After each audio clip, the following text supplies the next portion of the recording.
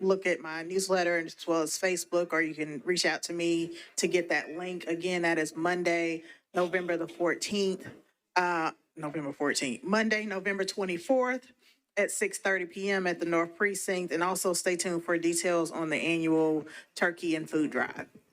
Thank you, Councilmember Toombs. Councilmember Sepulveda, you are recognized. Thank you, Pro Tem. I just wanted to say go Dodgers. And hope everyone, no.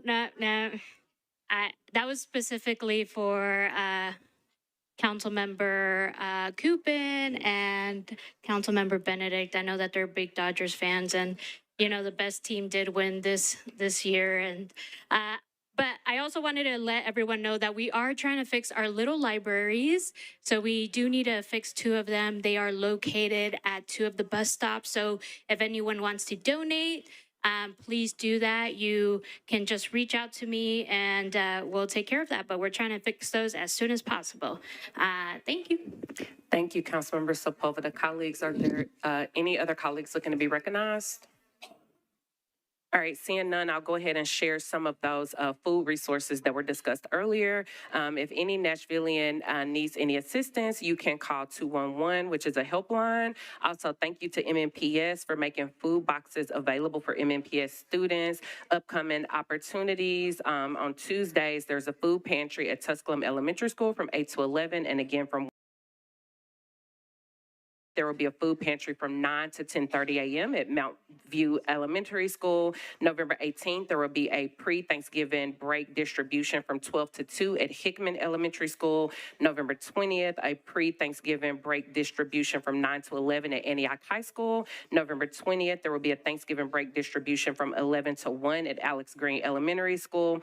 And November the 21st, a pre-Thanksgiving break distribution from 11 to 1 at Maplewood High School. There are also opportunities. If you go to nashville.gov/food, there are resources that are listed there. And thank you so much to our Metro Social Services who sent out information they posted on social media. I won't share all of those opportunities because there are a multitude of opportunities there, but you can go on Metro Social Services social media sites to look for opportunities to either get help or to give help. And lastly, on yesterday, we did have a meeting with WeGo and Choose How You Move, and there was a lot of conversation about the Journey Pass. I did want to make sure that people knew that WeGo has now extended hours and new sign-up locations, as well as a simplified registration process for SNAP recipients. So there are upcoming Journey Pass registration events starting as early as tomorrow, and that information is also available on social media. Colleagues, we will be taking a photo, so we will, are they ready for the photo? We are going to stand at your desk if you could, and we are getting ready to take that photo. Okay, it is a group shot from the Metro photographer. So if we can have all of our colleagues to please stand at your desk, we are getting ready to take that photo. And with that, the announcement period is now adjourned.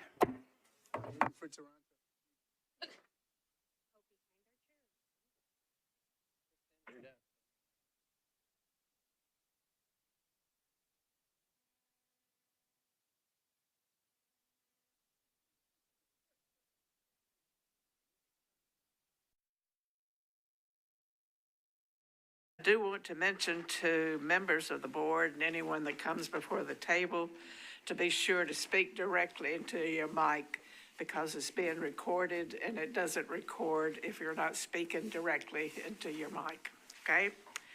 So the first item will be approval of the minutes for the October 21. Any corrections?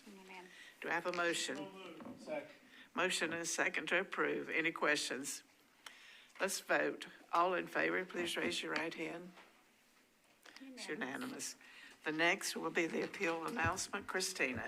Appeal of decisions from the Metropolitan Employee Benefit Board. Pursuant to the provisions of Section 2.68.030 of the Metropolitan Code of Laws, notice is hereby given that decisions of the Metropolitan Employee Benefit Board may be appealed to the Davidson County Chancery Court by filing a petition for a writ of certiorari. Any such appeal must be filed within 60 days after the entry of the benefit board's decision. You should seek independent legal advice to ensure that your appeal is filed in a timely manner and that all procedural requirements are met. You should also seek independent legal advice regarding the applicability of the writ of certiorari to the specific decision of the benefit board. Thank you. The next will be disability pensions, new requests, re-exams, return to work, and Social Security approvals and referrals. Dr. Dodd and Claire. Good morning. Good morning. Good morning. Okay, for new applications, number 1 and 2, Dr. Dodd. Yes. Number 1 is approval with re-exam as noted. Thank you. Do I have a motion? So moved. Motion and a second for items 1 and 2. Any questions for Dr. Dodd? I'm sorry. No problem. Okay, so I think we're ready to vote. All in favor, please raise your right hand. Unanimous. Next will be Dr. Dodd. Number 2, Number 2. the recommendation is denial. Okay, Is this employee present, initials JL from MMPS? okay, Dr. Dodd, your recommendation? Yes. Recommendation is denial, even though as much as I would love to approve this, with the documentation I have, I can't state that this employee is not medically eligible to continue to perform their duties based on the issues that they have. They do have significant issues, but I don't have a litmus test to say, well, at this point, it's just too hard to work, and I can say that it's not appropriate to work, because even though she does have significant issues, these issues don't eliminate her based on the job description. If she wanted to do this duty, I would not be able to tell her she could not because she was not medically eligible. Thank you. Board Member Shannon Hall. I just have a couple of questions. I do understand, Dr. Dodd, what you're saying, and this is a really interesting intersection of medical issues and potential accommodation components, but if the accommodations can't be made, then I guess I still need some clarification as to whether she can perform the duties based on the job description that's included. And please forgive me, I need some of your medical guidance in plain language for someone who's non-medical. No problem. So I see that you have listed both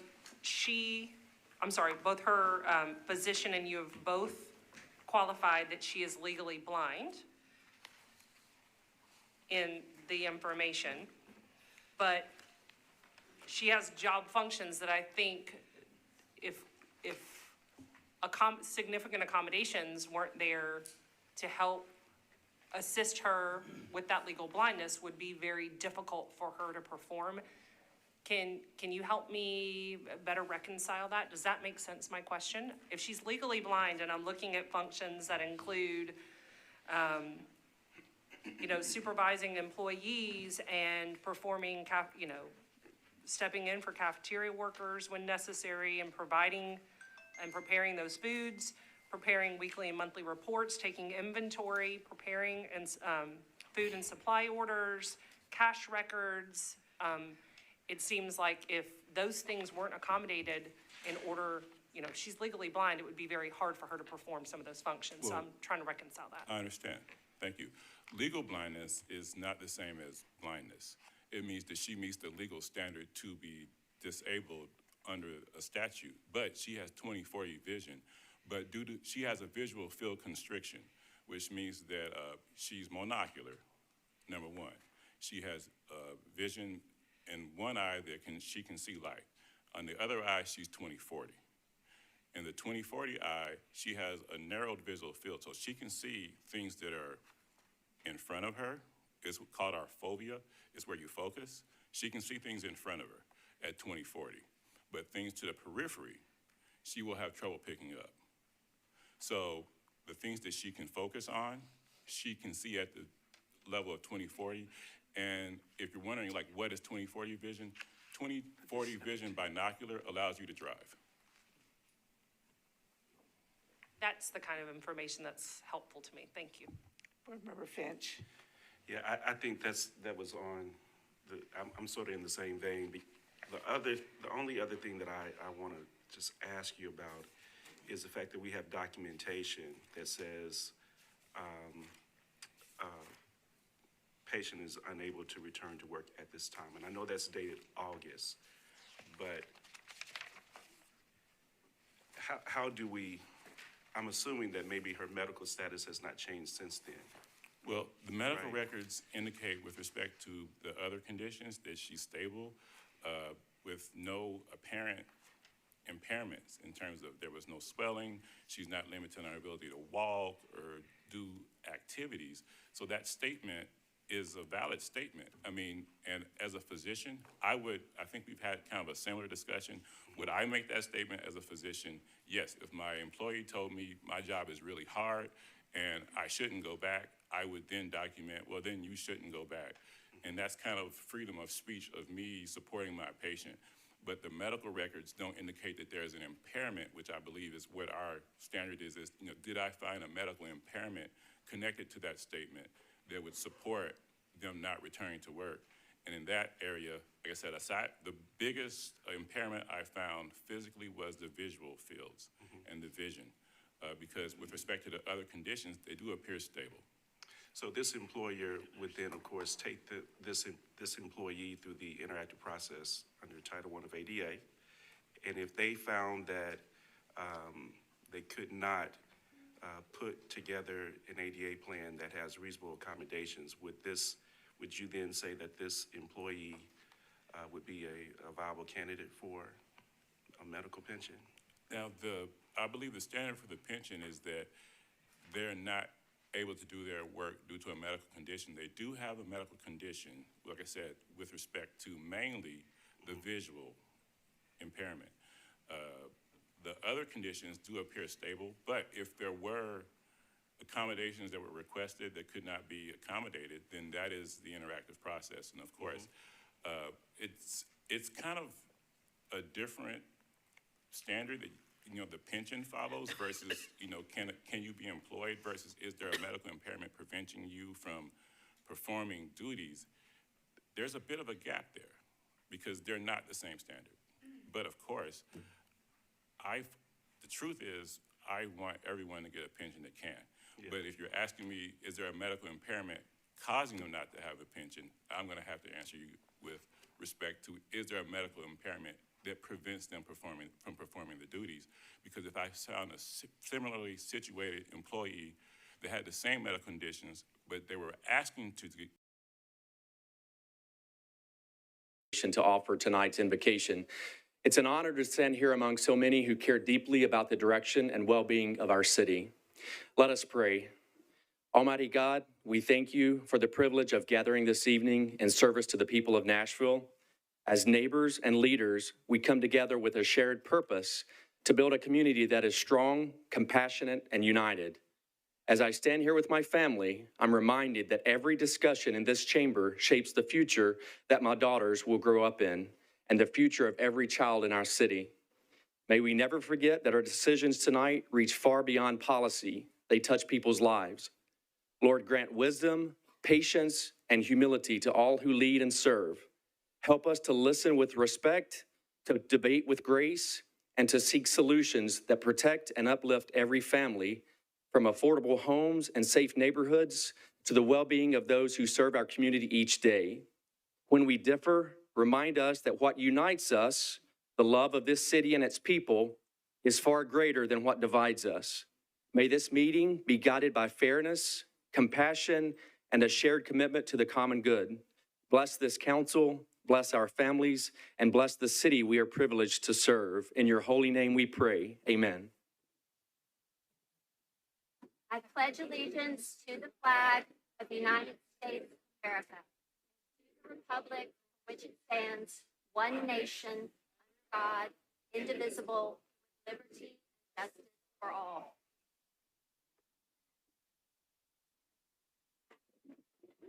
You may all be seated, please, and thank you, Captain Proctor.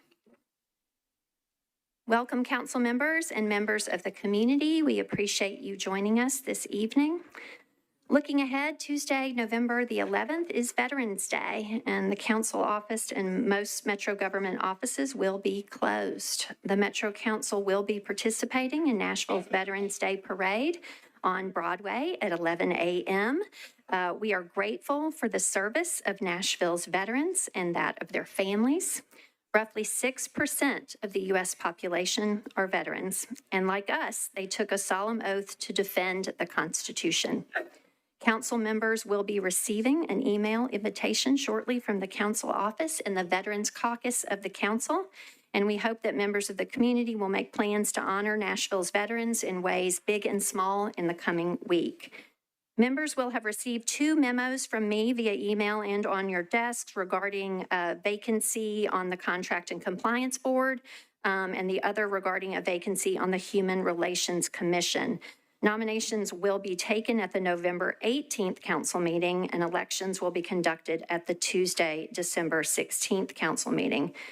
For the members and the community's awareness, as you seek nominees and folks consider serving, it is the responsibility of the Human Relations Commission to resolve complaints and carry out educational programs related to discrimination in the following areas: employment, including recruiting, hiring, firing, promotion, referral, and compensation; housing, including advertising, sales, renting, negotiating for sale or rent, financing or insuring; financial services and commercial transactions, including banking, lending, collection, advising, investment management, or brokerage services; the provision of public accommodations; the provision of city activities and services and educational programs and opportunities. Please note that the Metro Human Relations Commission has been celebrating its 60th anniversary in 2025 and will have its second annual free Friendsgiving event on the evening of November 20th at the Nashville Farmers Market. Regarding the Contract Compliance Board, which was more recently established by Metro Code, and its function is in part to meet, evaluate, and monitor compliance with existing construction contracts related to construction activities on projects by the Metro government, study best practices on public construction work sites, and provide recommendations concerning improvements in worksite safety on Metro government construction work sites, make recommendations to the Department of Finance for policies and practices regarding construction contracts, and accept and investigate complaints related to existing construction contracts wherein the Metro government is a party and related to the relevant construction sites. Again, nominations for both these boards and commissions will be taken from the council at the next council meeting. All right, without objection, we will suspend the calling of the roll and ask the clerk to please record the names of the members present throughout the meeting. Is there a motion for approval of the minutes of the meeting of October 21st, 2025? Okay, there is a motion. It is properly seconded without objection. And seeing no one seeking to be recognized for a change to the minutes. All right, the minutes of the meeting of October 21st are approved. Mr. Clerk, are there any messages from the mayor? There is a message from the mayor. Thank you, Mr. Clerk. Go ahead. Vice Mayor and members of council, tonight approximately 1 in 10 Nashville households is questioning how they will pay for food this month because of the federal shutdown, an avoidable crisis created by a failure of leadership at the federal level. While the federal administration continues to sow confusion about releasing some of the SNAP dollars reserved for emergencies like this, benefits we as taxpayers paid for, Congress authorized, and courts have ordered released, we're working to rally a coalition of Metro departments, nonprofits, and private citizens to help our neighbors put food on the table during a crisis. Unfortunately, this is a familiar place. Time and again, this federal government has retreated from obligations to vulnerable Americans. The mega bill passed by Congress several months ago already enacted historic cuts to SNAP, eliminating 300 million meals in Tennessee over the next decade. In just the last 6 months, since April 1st, 2025, Second Harvest Food Bank has lost access to 30% of food received through USD programs, equivalent to 700,000 pounds of fresh produce, protein, and dairy lost each quarter. The federal government has made all of these drastic cuts as food prices have increased 25% in Tennessee over the last 5 years. It's almost as if the federal government has been shutting down for months.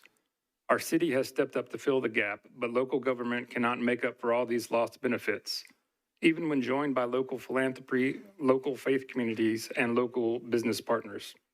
Even so, Second Harvest Food Bank, their 600-plus partners, and thousands of generous donors are in this with us.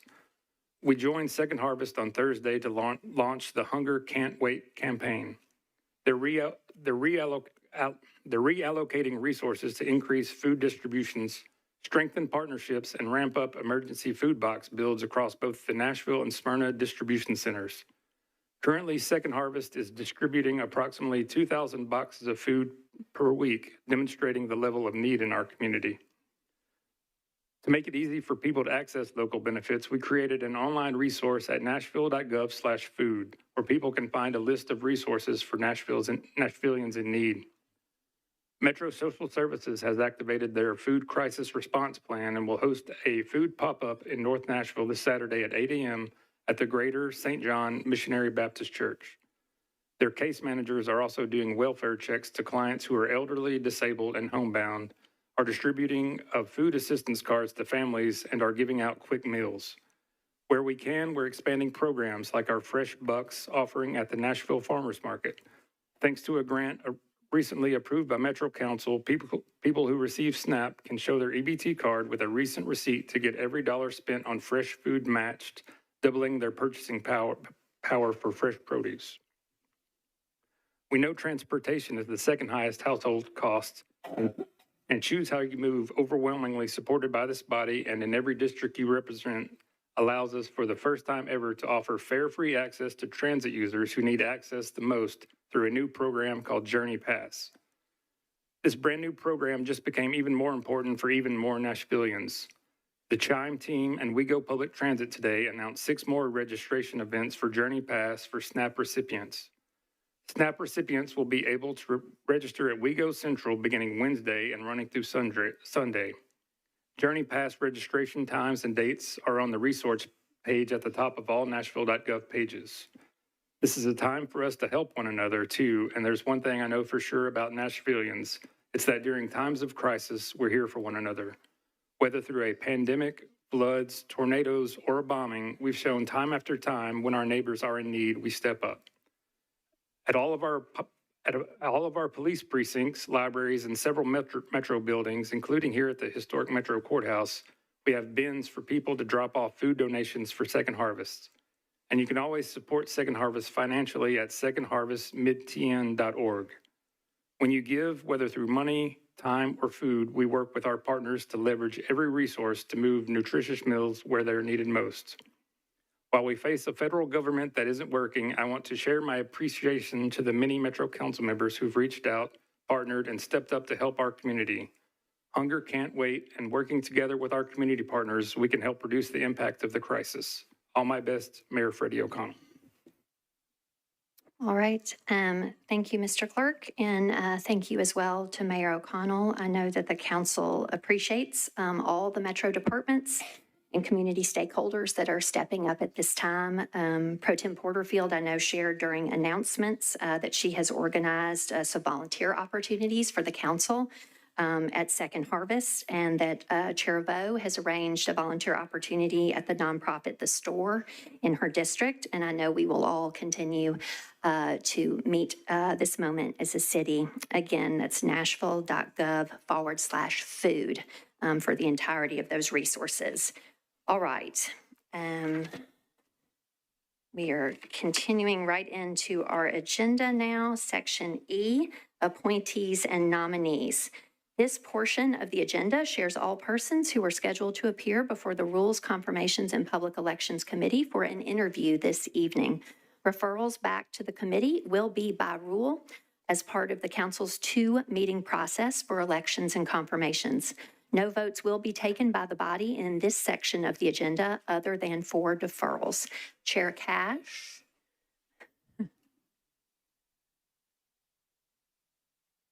Your committee report, please, regarding the folks interviewed. My apologies. No worries. The folks interviewed today, Yes, sir. And All right. Section E, appointees and nominees, just the interviewees, very briefly. All right.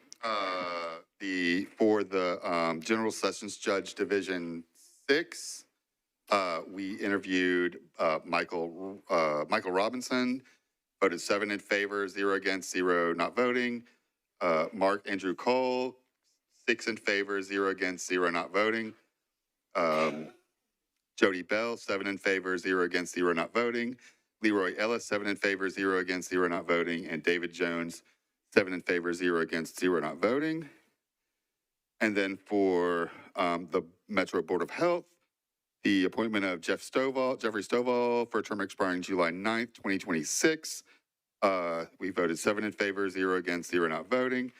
For the Metropolitan Development and Housing Agency, we voted for the appointment of David Lawrence for a term expiring November 5th, 2030. 7 in favor, 0 against, 0 not voting. For Metro Planning, we have a term expiring March 31st, 2026. We voted for Aria Dang, 7 in favor, 0 against, 0 not voting. And then for the Stormwater Management Commission, for a term expiring October 31st, 2029, we voted 7 in favor, 0 against, 0 not voting. Stormwater, we voted for the reappointment of Jay Fulmer for a term expiring October 31st, 2029, 7 in favor, 0 against, 0 not voting. All right. Now moving into Section F, confirmations. Chair Cash, you are recognized again for your committee report on the appointees that are in the second step of your committee's 2-meeting process. Yep. And then please a consolidated motion for the confirmation of those persons, or first for a deferral motion if there are any. Go ahead, sir. For the chart, we have 5 for the Charter Revision Commission. The reappointment of Hal Harden for a term expiring September 4th, 2029, 7 in favor, 0 against, 0 not voting. Susan Short Jones for a term expiring September 4th, 2029, 7 in favor, 0 against, 0 not voting. Appointment of Tom Lee for a term expiring September 4th, 2029, 7 in favor, 0 against, 0 not voting. And the reappointment of Jim Murphy for a term expiring September 4th, 2029, 7 in favor, 0 against, 0 not voting. And then lastly, the reappointment of Joy Sims for a term expiring September 4th, 2029, 7 in favor, 0 against, 0 not voting. And I move approval of all the nominees. Okay. There is a motion to confirm these 5 appointees in a consolidated motion. It is properly seconded. Does any member wish to remove an item from this consolidated motion for purposes of an individual abstention or no vote? All right, hearing none, all in favor, please say aye. Aye. Any abstentions? Okay, all right.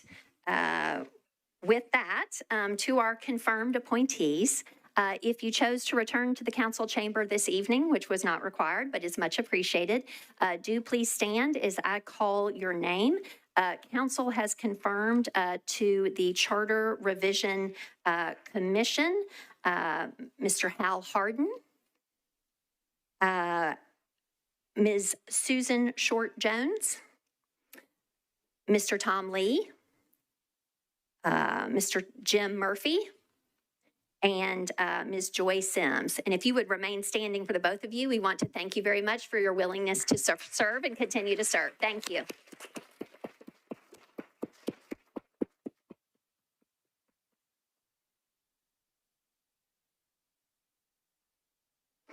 And for those who are watching from home and not present, we appreciate their willingness to serve and congratulate them as well. All right. Next is Section G of our agenda, nominations. This is section, or item G1, Transportation Licensing Commission. Nominations, members will have received my October 20th memo regarding this vacancy and call for nominations. We are taking nominations to fill 1 vacancy on the commission for a term expiring on October the 20th in 2027. This election is to be conducted at the December 4th meeting. If members have nominations, if they would please join the queue. All right, Ms. Benedict, you're recognized. Thank you, Madam President. I nominate Commissioner Carrie Rogers. Okay, Councilmember Benedict has nominated current Commissioner Carrie Rogers. Are there any additional nominations from the council for the Transportation Licensing Commission? Seeing none, with that, the nominations are closed, and we have one nominee, Mr. Carrie Rogers. All right. Next is Agenda Section H, our public comment period.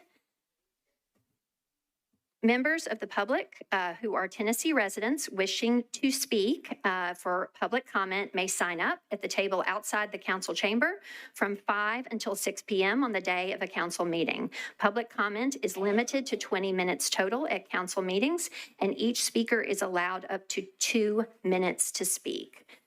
Persons speaking on agenda items must be prioritized to comply with state law. And all folks speaking must present proof of Tennessee residency. All right, with that, I will open the public mic. And first for public comment, and I will go ahead and call maybe one or two subsequent folks and ask that you go ahead and kind of come forward near the podium so we can proceed swiftly. First is Carter Barnett.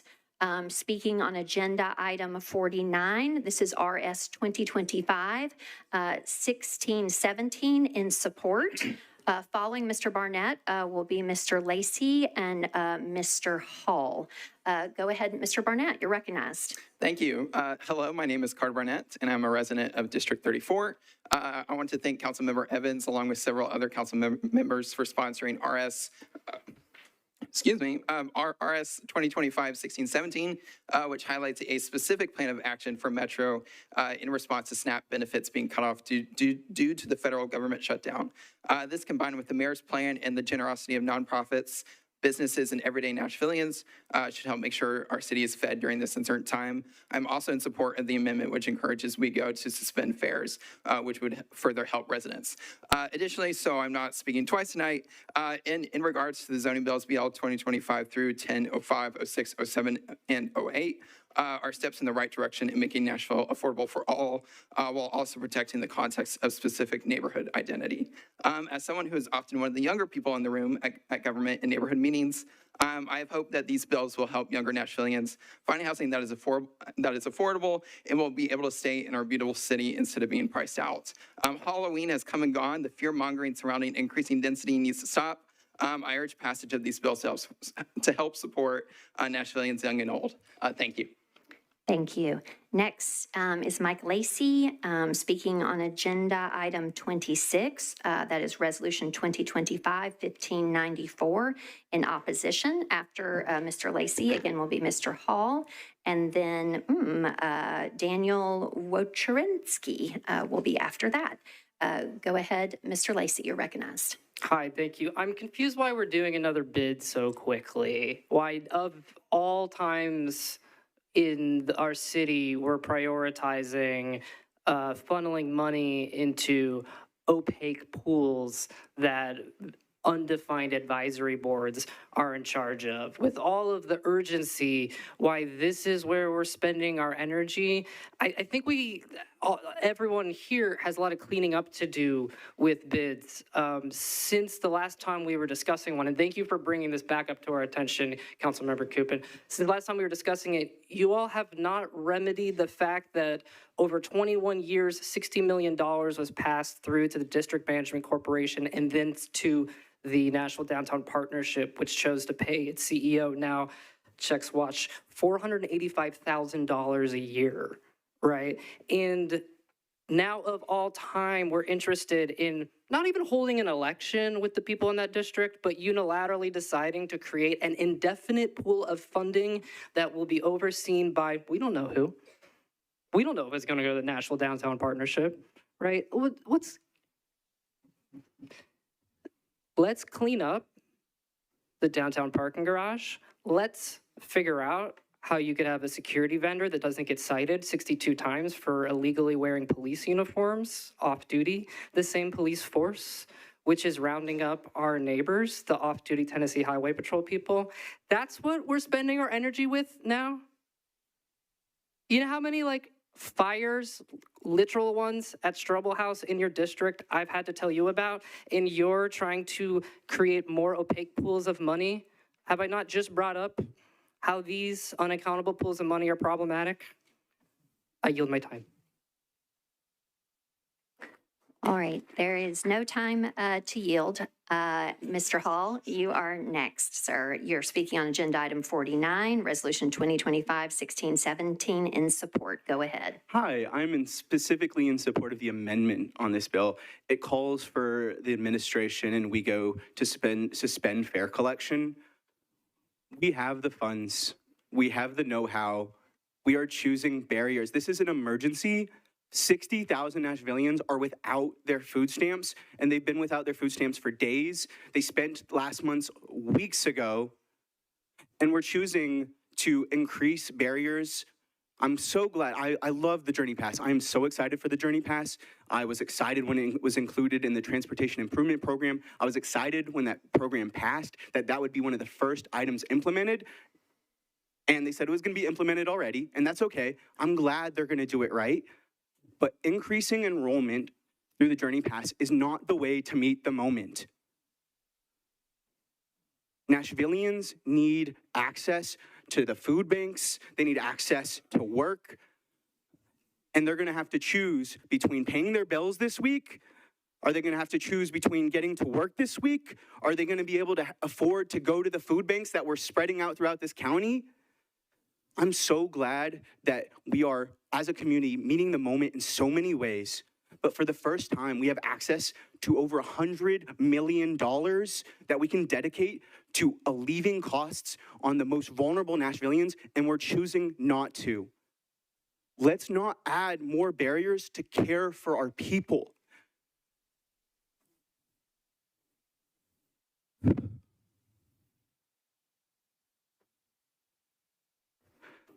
The federal government is enforcing starvation on our people, and we can save them $4 a day. We can save them a meal.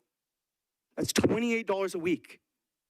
We can give money back to our people, and we're choosing to make it harder. Thank you. Thank you. Next is Daniel Rodrinsky, speaking on agenda item 30, RS 2025-1598 in opposition. After Daniel will be Myvan Verdon and Kelly Cheng. If you would go ahead and come forward. Go ahead, sir. You're recognized. Hi, my name is Daniel. I'm an Uber driver and an organizer with the Tennessee Drivers Union, which represents hundreds of drivers in Middle Tennessee. I'm standing here today to reject the $100,000 contract that is supposed to go towards Uber from the city to pay for Metro workers' transportation costs. The Metropolitan Finance team estimated that about $22,500 would be saved if the contract goes through. This is all because the city wants to be able to use gig worker wages instead of employee wages because they would rather be robbing drivers than paying a fair wage. This $22,500 in savings only comes from the cost of labor at the expense of Uber drivers in Nashville and Tennessee. The question here is to choose the labor of employees or to choose the labor of a gig worker. With the impact of Uber legislation across the country to expand gig work, companies have 30% less labor costs. When we talk about money, we forget about what it means. The 20% that disappears when the city chooses to go with gig work is the destruction and robbery of our lives. Tennessean Uber and Lyft drivers working 12-hour days, 7 days a week to survive. We're at the risk of eviction, many living out of their cars and fighting to feed their families. Tennesseans who just had their food stamps cut do not participate in this effort by the state to destroy the lives of workers. With almost 1 million of us losing our food stamps in the state, do not bloody your hands with this disgusting company and exacerbate the hunger crisis we are currently facing. Over a year ago, we met with some of you in this room to discuss some of the basic needs of Uber and Lyft drivers. There was a new pilot program for rideshare pickup zones downtown. We applaud that, but we'd like to see the full implementation of rideshare pickup zones. So we want you to stand against this disgusting contract with Uber and stand with the workers of the city. Don't throw government employees or Thank you. government contractors Thank you. under the Your bus. time's concluded.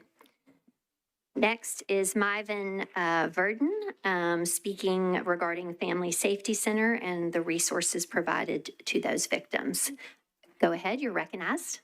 Before you start my time, I was wondering if my name is on there twice for the two different topics or just the one topic right now? You have 2 minutes to speak on whatever you would like.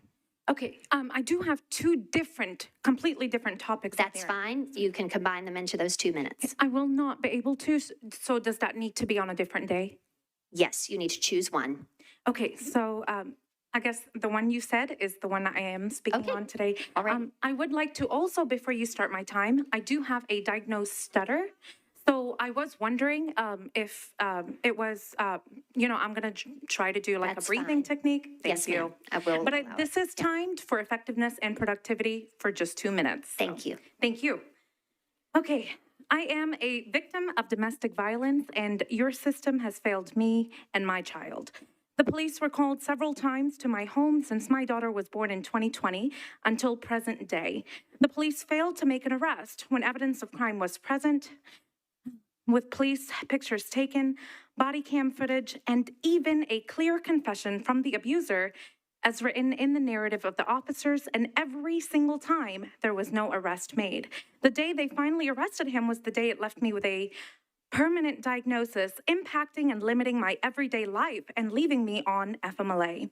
And this does not include all diagnoses both my daughter and I have as a result of his abuse. The police offered me a slap in the face. The slap in the face was your Family Safety Center. I was offered a place to stay. I said, no, thank you. I have a place to stay.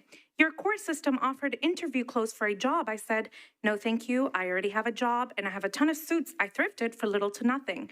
I was offered a therapist for free. I said, thank you also, but I actually currently seeing a therapist I could never replace.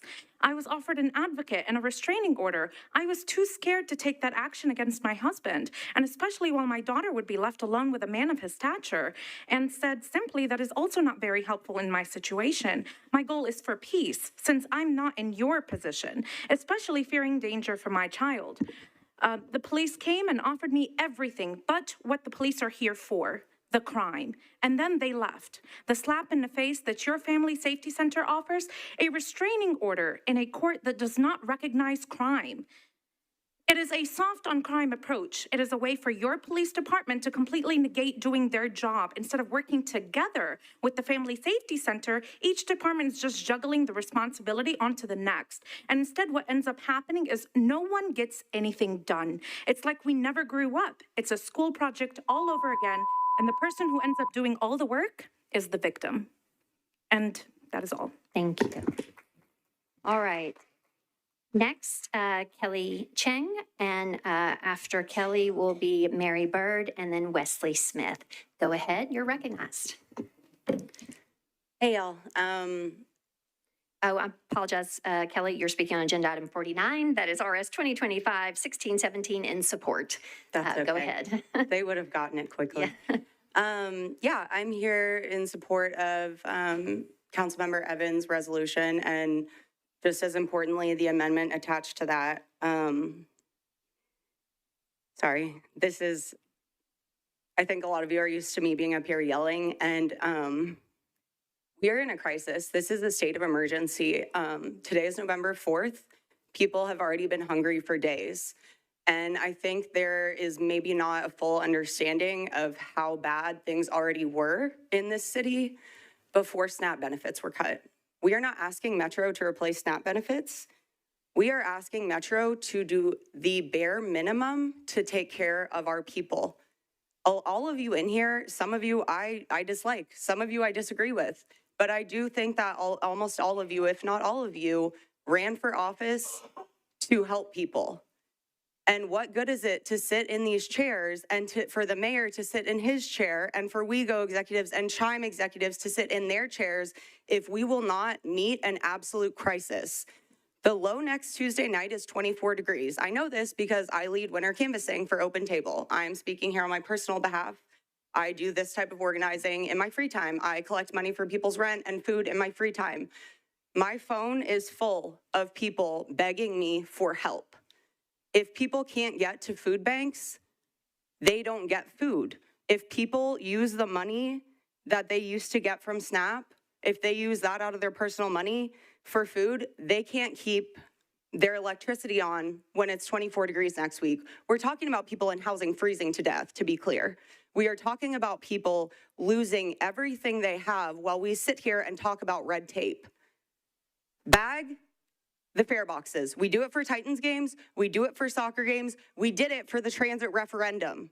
We can do it. Chime can reimburse it, or WeGo can do it out of the goodness of their heart. But it is incumbent upon all of you to use your political and social capital to pressure for this. People's lives depend on it. Your time has concluded. Thank you. Next is Mary Bird, followed by Wesley Smith, and then Andrew Okiki. Go ahead, Ms. Bird. You're speaking regarding audits and support. Yes, I am in support of audits. I live in District 35, and I've been concerned with transparency for most of the departments in Metro for the last 5 years. I started with Metro Parks because I didn't think that they were as transparent as they should be. And now I have found, after 5 years, that there is not a way for one of us as a citizen, a tax-paying citizen, to actually get a itemized list of how the budget money is spent, because once a director gets their budget money, they're pretty much able to do with it what they want to. So in my eyes, every purchase has a receipt, and those receipts should go on a spreadsheet, and the public should be able to see those receipts and know where the money went. Another item I want to talk about is General Services District versus Urban Services District. In District 35, most of us are General Services districts. Our taxes have gone up exponentially in the 30 years that I have lived in District 35. The services that I receive have not gone up. Waste Management was charging me $200 every 3 months to pick up my garbage, so I dropped them. Then they said, we're going to go back and look. You've never had an adjustment. We're only going to charge you $30. To me, that is just so dishonest that they're trying to take people to the cleaners, and they don't even give you a reasonable amount of money. So we went with somebody else. I want to talk about the urban core that has been overbuilt so much that the basin of Nashville is sinking, that the parking lot at the NES has crumbled. They're having to redo the parking lot. We can't get the parking lot open over at the public library. And we are paying taxes for services that we do not get in the General Services District. And I think when you talk about zoning and you do not provide services, you have a problem here. Thank you. Your time is concluded. Thank you. All right. Next is Wesley Smith, speaking on agenda item 49, RS 2025-1617, in support. Go ahead. Thank you, Vice Mayor. Yes, I'm here in support of Councilmember Evans' resolution, and specifically the amendment there to suspend fares on WeGo in this crisis that we are in. And I want to sincerely thank Councilmember Evans for her attention to the crisis, and many of you. Like others have, as a member of the Advisory Committee on Transportation elected by this body, I've followed the rollout of Journey Pass closely. I'm very excited about Journey Pass. And as we know, it is in a soft launch phase right now. It is not set up to enroll eligible riders at scale until January. And while I appreciate the efforts made in the last 24 hours to add events, we simply cannot, with in-person events, meet the need of the 60,000 people that have been cut from their SNAP benefits. We've enrolled 2,500 since October 8th. That gap is too big, and a handful of events are not going to get us there. I deeply believe this is something that we can and must do, especially I was a huge supporter of the transit referendum. I still am, but we have to admit that it was a regressive tax, and we have the most regressive sales tax in the entire country. Everyone is paying into that. And in a crisis like this, we have to respond by suspending fares, helping people in the most direct way that we can as Metro save those $4 a day. So there is a growing coalition of organizations asking that we go do this as soon as possible until their next board meeting, which is November 20th. WeGo on average collects about $150,000 a week in fare revenue. So we are talking for 2 weeks at about $300,000. Again, with the money we brought in, I ask, please support this. Please support Councilmember Evans' amendment. This is something we have to do. Thank you. Thank you. Next is Andrew Okiki and followed by Courtney Stetler. Both have requested to speak on Avelo Airlines and the ICE partnership opposed to those two things. Go ahead, you're recognized. Good evening, Council. Of course, my name is Andrew Okiki, currently reside in Council or District 19. I want to talk about something that really affects the people in our city, the Avelo Airlines partnership with ICE. I know not everyone may see this issue the same way, but for me and many who call this city home, it matters. When a company operating at our airport carrying out deportation flights, it doesn't just happen somewhere far away. It happens here in front of us, in our backyards. It creates fear in our neighborhoods. Families start to worry. Kids wonder if someone they love is going to show up the next day. That kind of fear chips away at the trust that our city has, the same trust that keeps Nashville together. I'm asking council to encourage the airport authority to take a hard look at this partnership and make sure our public spaces reflect the values Nashville is known for: compassion and community. Our city, other cities like New Haven, Connecticut, have already taken steps to distance themselves from this airline and these flights involved, and I'm hoping and I honestly believe that Nashville can do the same. Thank you. Thank you. Next is Courtney Stetler. Go ahead, you're recognized. Hi, yes, I'm Courtney, and I'm here today to ask that City Council commits to standing against ICE and standing against Avelo Airlines. Avelo is an airline that partners with the Trump administration to deport people illegally kidnapped by masked men. In this city, we have seen ICE raids that have terrorized our communities, and I know that you have heard about it before here in this very hall. Our state representatives have taken the opportunity to use our state troopers to encourage this criminal behavior to gain goodwill from the Trump administration. Avelo is a part of this process. We, as a community, want you to condemn what ICE and Avelo are doing and refuse to aid and abet this process using this city's resources. You have the power to do that. Use your power. Do your part to protect the people of Nashville. Thank you. Thank you. That concludes public comment. Next is agenda item I, rules of procedure. We take up these proposals from council members as we do legislation. Item I1 is regarding an amendment to the rules of procedure, rule number 12. The sponsors are Johnston, Horton, Weiner, Evans, Hancock, Druffel, Huffman, Webb, Spain, Rutherford, Allen, Benton, Eastlick, Gregg, and Coupin. Councilmember Johnston, you're recognized. Thank you. We ran out of time in rules, and we've got a lot of people here that are here for another agenda item. So out of respect for that, I wanted to move a one meeting deferral with a re-referral back to the Rules Committee. All right. There is a motion to defer one meeting with a re-referral back to the Rules Committee. I changed it up on you, Margaret. Yeah. Okay.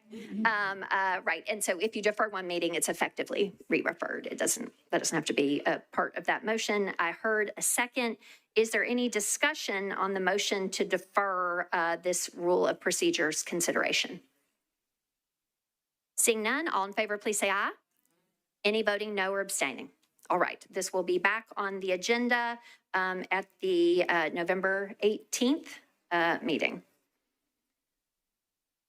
Okay. Next, we are moving into our public hearings portion of the evening. Section J is a single resolution on public hearing, and then immediately after that, we will be in Section K regarding bills and ordinances on public hearing. But for both those sections of the agenda, Spanish interpretation services are provided for all Metro Council public hearings. Council Office team member Karina Valdez is here as the interpreter. Ms. Valdez, will you please share how you can help? Los servicios de interpretación en español les estarán disponibles en la audiencia pública. Gracias, we appreciate you. For those wishing to speak this evening as part of public hearings, please do state your name, but it is not required for you to provide your exact address if you do not wish to do so. You may want to tell us in what neighborhood or area you live, your connection to an agenda item or project, or who your council member is, okay? All right, so now going in order here with Section J, a resolution on public hearing. This is Agenda Item 1, RS 2025-1591, sponsor VO, a resolution exempting Gordo's Taqueria, located at 515B Merritt Ave, from the minimum distance requirements for obtaining a beer permit pursuant to Section 7.08.090E of the Metro Code. Ms. Vo, you are recognized. First for your committee report, please, ma'am, and then I think we can go to the public hearing. Do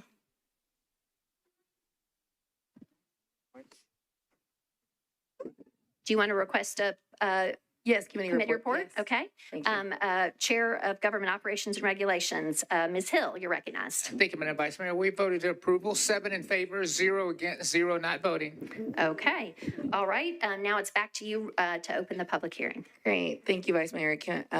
I move to open the public hearing. Okay. I declare the public hearing open for Council Member Vo's Resolution 1591. Would all members of the public here in support of this resolution, please raise your hand? Okay. Would all members of the public here in opposition to this resolution, please raise your hand? All right, Ms. Vo, seeing no one here either in support or opposition to this resolution, I will declare the public hearing closed, and it's back to you for a motion. Thank you. I move to approve. All right, is there a second? Okay, there's a motion to approve this resolution. You've heard the committee report. Is there any discussion? Seeing none, all in favor, please say aye. Aye. Any voting no or abstaining? All right, you have adopted this resolution. All right, now on to Section K, bills on public hearing. Again, Spanish interpretation services are available. I know that there are a lot of folks here to speak on a variety of items. Ms. Hayes Shacklet is there by the door and is our very kind council office staff member.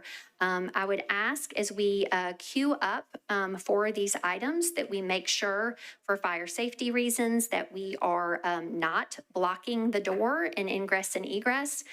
For public hearings, everyone who wishes to speak will get a turn to speak. And just ask that everybody please remain cordial as we proceed with this. Okay, so first item is Agenda Item 2. This is Ordinance BL 2025-1005. Sponsors Gamble, Parker, Benedict, and Horton. 1005 is an ordinance to amend Title 17 of the Metro Code of Laws, the zoning ordinance of the Metro Government of Nashville and Davidson County, relative to the creation of 2 new zoning districts called Residential Neighborhood, RN, and Residential Limited, RL, all of which is more particularly described herein. Councilmember Gamble, sponsor, you are recognized. Thank you, Vice Mayor. I'd like to move to open the public hearing. All right. I declare the public hearing open for Councilmember Gamble's Ordinance 1055. Would all members of the public here in support of this bill, please raise your hand? Okay. Would all members of the public here in opposition to this bill please raise your hand? Okay. Members in support of the bill, per our practice, will speak first. And we would ask that those wishing to speak in support, please do begin a queue. Again, mindful, please, not to block ingress and egress. All right, you are recognized, sir. Go ahead. Hi, Manon Hall. Live in Nashville. So this just creates 2 new zoning districts. Please support this. We don't need to have a fight over creating a new zoning district. All things that we can currently do in Nashville, but just gives more options to make it easier, to make it fit into neighborhoods better. Oh no. I'm glad that y'all got the H&I study to be done last year. They've done the housing aspects. We're just creating a new housing item. I'm appreciative that people are concerned about our infrastructure because that is important. But this will not, come on, guys. Let's just pass this. Let's get this over with. I'm gonna enjoy sitting here for a long time listening to people cite many reasons why we shouldn't create 2 different types of zoning districts. Yeah, we need more. This is about transit. I was just talking about transit. We need more density to make transit work. It's hand in hand. We need more options to allow people to have access to public transit. We need more options for people to get around the city and live near transit, and this allows for that. Thank you. Thank you. Next, go ahead, you're recognized. Hello, I'm Janine Miller, and I am with Nashville Organized for Action and Hope, and I'm co-chair of the Affordable Housing Task Force. We support this bill, and I'll just tell my story. I live in Antioch, Tennessee, and I just think it would be fabulous if there were more dense neighborhoods so that there were other options instead of putting everyone in Antioch. Seriously, though. A good friend of mine, Joan Kite, was secretary for the Affordable Housing Task Force, and she did pass away. But after experiencing 2 traumatic brain injuries and she walked with a cane, she was delighted to have an affordable home that was 1 story. One of the things she often talked about was how she could have never lived in a tall, skinny, or a 2-story home because it would have been inaccessible for her. Much of the new housing being built does seem to be inaccessible. Another thing she often shared was that she lived in a food desert. She lived off of Cleveland near Dickerson Road. And the problem was density. So I think when we consider the needs of people who want to age in place, perhaps downsize, they need an affordable home, the availability of fresh food that in a walkable neighborhood, it does make sense. There are strategies, there are policies in place so that there is a public participation, and no one will be forced to rezone their property. So we stand in favor of this bill and hope that it passes. Thank you.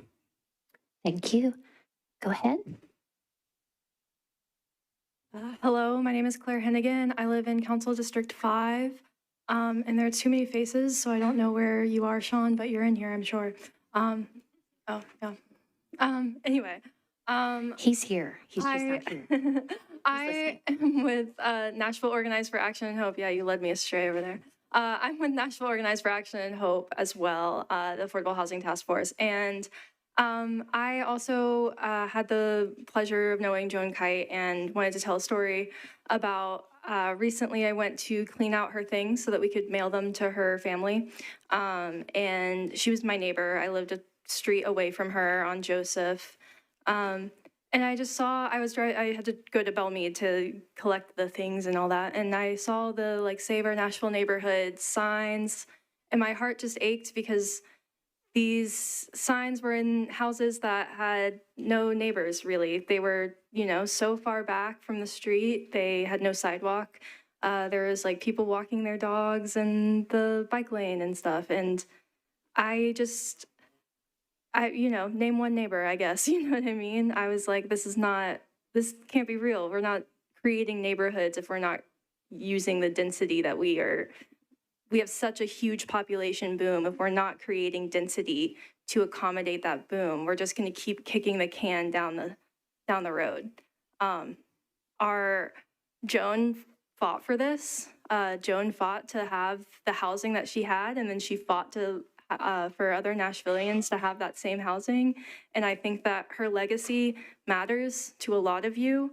I think that housing matters to a lot of you, and I hope you will consider that we can do both this, and then we can do the infrastructure. It can all happen at once. It's great. You guys have so much power to do that. So please, please, please vote yes on this. If not for Joan Kite, then for the neighborhoods that we could create. Thank you. Go ahead, you're recognized. Thank you, ma'am. My name is Robin Lovett Owen. I am a Lutheran pastor. I live in Councilman Nash's district in Paragon Mills, and I'm here to speak in favor of this bill. My spouse and I are both from Nashville, and when it came time for us to buy a house, we really struggled to fit one that would fit our budget as a pastor and a social worker. And it was really sad to be from this place and feeling as if there wasn't a place for us here. We would have been really thrilled to find a townhome, a house on a cottage, something like that, something smaller that is naturally more affordable. Increasing housing options with this ordinance will help us increase the diversity of kinds of houses that are available, because right now we mostly just have single-family homes, and market pressures make those larger and more expensive and out of reach for most families looking to buy their first home right now. Conversations about zoning can get really heated and really emotional, so I think it's important that we remember what we are actually talking about, which is just to add 2 zones to our existing 100+ zones here in the city. No one is going to be forced to be rezoned, and anyone who wants to have these zones will have to go through the established, arduous process of doing that. So if anything, this is a very measured, careful, even lowercase c conservative bill as a way to increase the diversity of our housing stock. Our families are not all the same, and so we need a diversity of housing that reflects that.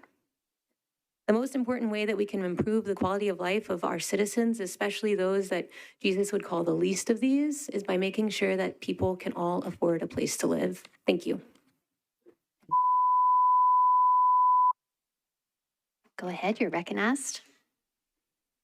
Yes, hi, good evening. Happy evening, council people. I'm Tom Negri. I'm a community facilitator, for lack of a better word or two. I'm here on behalf of Housing for All of Us. If you work here, you should be able to live here. Not for nothing, I'm pleased to see that there's a lot of constituents here. I think I might be outnumbered. But with that said, I'm here to speak in favor and urge you to support BL 2025-105 through 2025-108. It's time we lay the foundation for and it's only a foundation. All right, there's more work that has to be done here. We've been talking about this issue for 25 years I've been here. And we need to lay the foundation for this to happen here in our community. With that said, again, if you work here, you should be able to live here. Many people over the past few years, including a good friend of many of us, Avi Poster, has worked on this in an attempt to make headway in increasing the number of affordable homes with limited success. It's time for all of our elected officials to tackle this challenge, despite what is being said on social media, like Nextdoor, love that site. I've had the opportunity to attend a few community meetings. I wouldn't have your job for anything. They're nice. With that said, I hope you have a happy evening. Thank you. Next. Go ahead. I'm Mike Hodge. I'm in John Rutherford's district, and I'm with the Affordable Housing Task Force of NOAA, Nashville Organized for Action and Hope. We're asking that you approve this bill, which creates 2 new zoning options, residential neighborhood and residential limited. The bill simply creates these options. You've heard us say that before. It does not rezone any property. For over 30 years, I worked with neighborhood groups across Nashville, partly for the United Methodist Church and partly for the Neighborhoods Resource Center. I was helping residents to protect their communities and take action on local issues. I understand why people are wary of zoning changes, but this bill actually gives neighborhoods more control, not less. Nashville's explosive growth has brought oversized apartments, massive homes, and the lovely tall and skinnies that we all hate. They don't fit into the character of any neighborhood. RN and RL zoning types would help prevent that, setting limits on building size, height, and setbacks. And they're aimed at transportation corridors, not in the middle of neighborhoods. Right now, our zoning code makes it hard to build anything except extremes, giant houses or big multifamily buildings. Cities across the country are recognizing the need for middle housing, homes that working people can afford. Our own city plans, Nashville Next, the Affordable Housing Task Force report, and the Unified Housing Strategy, all of these call for zoning reform like this. It's not the whole solution, but it is a key step toward making housing more affordable for teachers, firefighters, and service workers who keep this city running. Again, no property is being rezoned by this bill.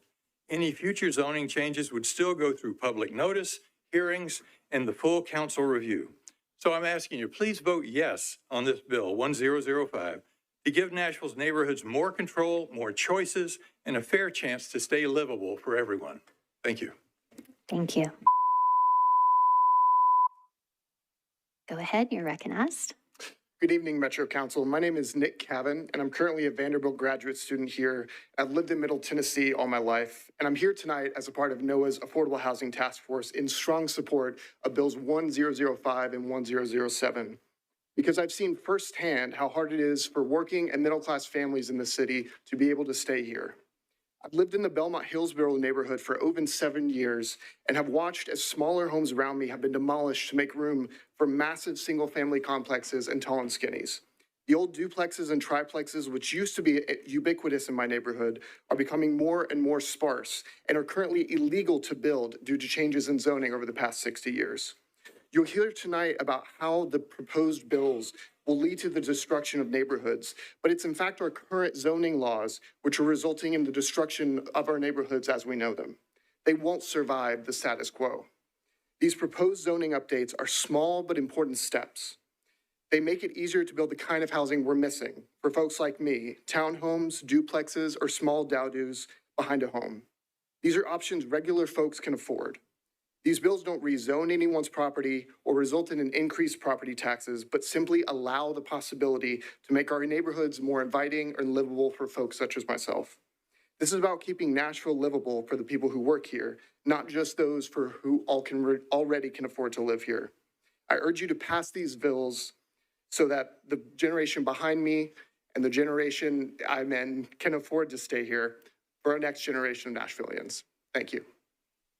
Thank you. Next. Hi, everyone. I'm Brittany Tabor. I live in District 17, a proud resident of Terryville's district. So my husband and I bought a house in a beautiful neighborhood where everyone knows each other. Because we all spend time on our front porches and our front yards, and we chat with our neighbors as we walk by. We even got invited to a potluck before we even moved in. Saying it's charming is putting it lightly. It's the kind of dream community I didn't think existed anymore. So I understand when people say that they don't want the character of their neighborhood to change. But our idyllic neighborhood is a mix of single-family houses, big and small, duplexes and dadoos. It's full of everyone from young families to retirees, artists, professionals, and professors. This legislation doesn't allow for anything drastic like a high-rise apartment in a single-family neighborhood. This legislation just gives Nashvillians the option to build more neighborhoods like ours. Please vote yes. Thank you. Thank you. Next. Go ahead. Hi, my name is Antone Christensen Galina, and I'm also here with NOAA. Thanks to you all and the support of the NOAA congregations, I'm also a commissioner on the Barnes Fund. So this bill simply gives you a tool that you can use to let new families into Nashville in a really controlled way. Like, these are existing typologies. This is the kind of housing, these neighborhoods are like what we were building in the 20s, 30s, 40s. And like, my neighborhood already has duplexes and dadus, and I love the setbacks and the front porch culture. This bill gives you the tool to be able to continue to build these neighborhoods. I realize that some people are panicked, but you guys would be silly not to give yourselves the tool. Thank you. Thank you. Go ahead, you're recognized. My name is Tom Gormley. I'm a, a resident of Green Hills. I'm here with many of my neighbors here in red to adamantly oppose this bill. We feel like I've been to all of these. Sir, yes. This is the time for people speaking in support. Oh. Okay, that's okay. You do, absolutely. After all those in opposition will be heard. At present, we are on those speaking in support. Go ahead, sir. My name is Irwin Bennick, and I live in Council District 24. A generation ago, Nashville decided it was important to create zoning overlays to protect its historic neighborhoods. My neighborhood was one of those that took advantage of the Conservation Overlay Tool. The Conservation Overlay Tool established design guidelines which have been applied to construction in my neighborhood. Consistent with those design guidelines, new construction also allows for detached accessory dwelling units that can accommodate increased density. Metro Nashville faces a new challenge today. Nashville is a growing city which cannot house its existing and new residents. Many families who work in Nashville cannot afford to live in Nashville. They drive from other counties, making our traffic even worse. Nashville needs to build 90,000 new housing units over the next 10 years in order to provide workforce housing to its residents. It is for this reason that I urge you to support BL 2025-1005, which creates two new zoning options, residential neighborhood and residential limited. This bill simply creates these options and does not apply them to any property. This bill is not the sole answer to our need for housing. However, it is part of an overall plan that needs to be implemented by this council and this administration. Available land for new residential construction is at a premium. There are presently no zoning districts in Nashville that can easily accommodate construction of triplexes, quadruplexes, and townhomes to increase density without allowing large, out-of-scale buildings. RN and RL zoning will help develop contextual housing for near needed services and transit corridors. Urge your support. Thank you. Go ahead, you're recognized. Hi, my name is Taylor John. I live in District 24 and work in music licensing. I honestly didn't know anything about zoning laws until today, but I did plenty of research and I forced myself to come here tonight after a long day of work simply because I'm worried that we're going to miss yet another opportunity to make Nashville more livable for the vast majority of Nashvillians, simply because of some misinformation and the general public's misunderstanding of these bills. Today, I learned that these bills were written and rewritten with a lot of community input, which is always a good thing. I learned that they won't force zoning changes on any neighborhoods like the other people in support have said. They simply put the option on the table and each neighborhood would have to go through the whole legislative process with support from district council members in order to apply that option. And most importantly, I learned that these zoning changes will unlock affordability options that will help working class and middle class people stay in Nashville. Now, if you're not in favor of helping Nashvillians stay in Nashville, that's a whole other debate. But assuming we're on the same page with that, I ask that you vote with your values and pass these reforms so we can actually move forward in the housing affordability cause. As someone who rents in Nashville and has been here almost 10 years, I, would love to see Nashville become more affordable. I have a lot of friends in the music industry who want to be here because music is here in Nashville and that's a special thing. And they can't afford to stay here long term or they're going to have to be pushed further and further out of the city. So it would mean a lot to see some progress be made on this front. It's very simple change. And again, it's not forcing any changes on anyone. And I don't think there's really much of a question here. So thank you for your time. Have a great night. Thank you. Next, go ahead, sir. All right, my name is Eddie Latimer. I'm District 5, and I am speaking on behalf of the Alliance for an Affordable Nashville, which is a conglomeration of all the nonprofits that build affordable housing for the workforce. I just want you to support this bill.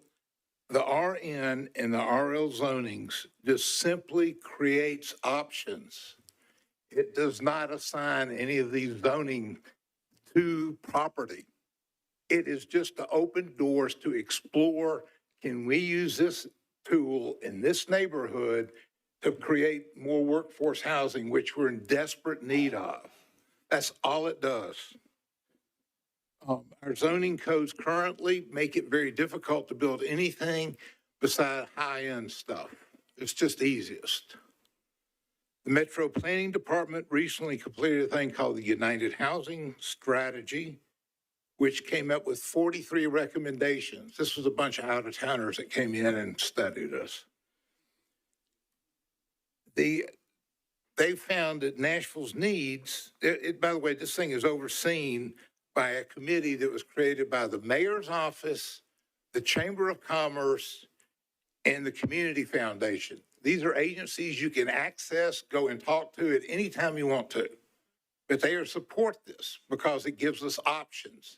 It creates new opportunities. This bill, and what they came up with in this study on this issue is all they said was we need to adjust Metro zoning policies to increase housing production. It doesn't say how or when, but we have to create that. But we're looking at one way to create that. That's all we're doing. And we spent $500,000 of the city money. Give us a chance. Thank you. Go ahead, sir. You're recognized. Thank you, Madam Vice Mayor, members of the council. My name is Pete Westerholm, live on Shelby Avenue in the Fighting 6th District. Good to be with you all this evening. I appreciate the opportunity to make a few comments. I've been in a lot of conversations around housing over the last, a long number of years. And the most important question that's come up over the last couple of years is simply, could you afford to buy your home if you had to buy it today? And for a lot of people, the answer is no. In fact, for a lot of people, the longer that you've been in your home, the more likely it is that your answer to that question is no. And a large part of what's driving that has been the increase in land values that we've seen throughout our county. And with the restrictions on what we can build, all what we see is that housing keeps getting more expensive because of the land value. So it gets bigger. The square footage of homes gets bigger. And we're at the point now where there is hardly any real housing that's available for people with that 80% to even, probably 140% of your area median income. Now, I look up my story, and some of you are familiar with my story, but I came here for college, came back after grad school, and thought, this is a place I want to be. And I was lucky because in 2005, I could afford a home in East Nashville for $117,000. Granted, it was on the wrong side of Shelby back then. You can laugh if you want to. That same home sold 3 years ago for $500,000. My kids ask me, why can't our teachers afford to live in our neighborhood? And I say, this is their salary, and this is the amount that it costs to buy a starter home in the community. For a lot of folks, we know who these are. These are our teachers, our firefighters, our policemen, our people who work at our restaurants, our hotels. There's no place for them. Go ahead, you're recognized. Thank you, Madam Vice Mayor. My name is Anton Jackson, and I am a resident of District 3 and also a member of the Alliance for Affordable Nashville. I'm here to support the zoning bills before you. As you all know, these proposals won't solve the entirety of affordable housing here in the city, but they do represent a meaningful progress toward making our city more livable and affordable for everyone. I want to be clear about what these bills do and what they don't do. They don't eliminate single-family zoning. They don't automatically rezone anyone's property. What they do is add more tools to the proverbial toolkit and remove barriers that have made housing increasingly unaffordable. The two new zoning districts simply add choices to our existing menu of over 100 zoning classifications. No property gets automatically rezoned. So what's at stake? Nashville employers need to know their employees will find housing here. Our teachers, nurses, service workers, Metro employees, and young families are simply priced out. While these bills won't create deeply affordable housing, market forces alone can't do that. They will help housing affordability across all income levels. This is a first step, not the final answer, but if we don't take this step, prices will continue to increase. Nashville will become a city only for the wealthy. I urge you to vote yes on these bills. Let's modernize our code and give Nashville the housing choices it desperately needs. Thank you. Thank you. Go ahead, you're recognized. Good evening, council members. My name is Eric Hoke. I'm here on behalf of the Civic Design Center. Our mission is to advocate for civic design visions and actionable change in communities to improve the quality of life for all. Through the planning department's housing and infrastructure study, we found that Nashville needs to create 90,000 new homes in the next decade just to meet demand. Reaching that goal requires thoughtful updates to our zoning policies that will allow for more missing middle housing. These are the kinds of homes that fill the gaps between single-family homes and large apartment buildings. These examples include duplex, cottage court, multi-unit homes, and that fit comfortably within existing neighborhoods. The type of infill development encouraged by Bills 1005 and 1007 in particular would allow new homes and detached accessory dwelling units to be context sensitive, designed at human scale and appropriate to the character of each neighborhood. On behalf of the Civic Design Center, I urge you to continue advancing these policies to promote missing middle housing through infill and more livable and equitable Nashville for all. Thanks. Thank you. Go ahead. Thank you. Good evening. My name is Sherry Stenson. I'm here as a resident of District 10, and I think many of you know me. I have worked with Habitat for Humanity for 15 years, and I'm also a licensed realtor and have been since 2015.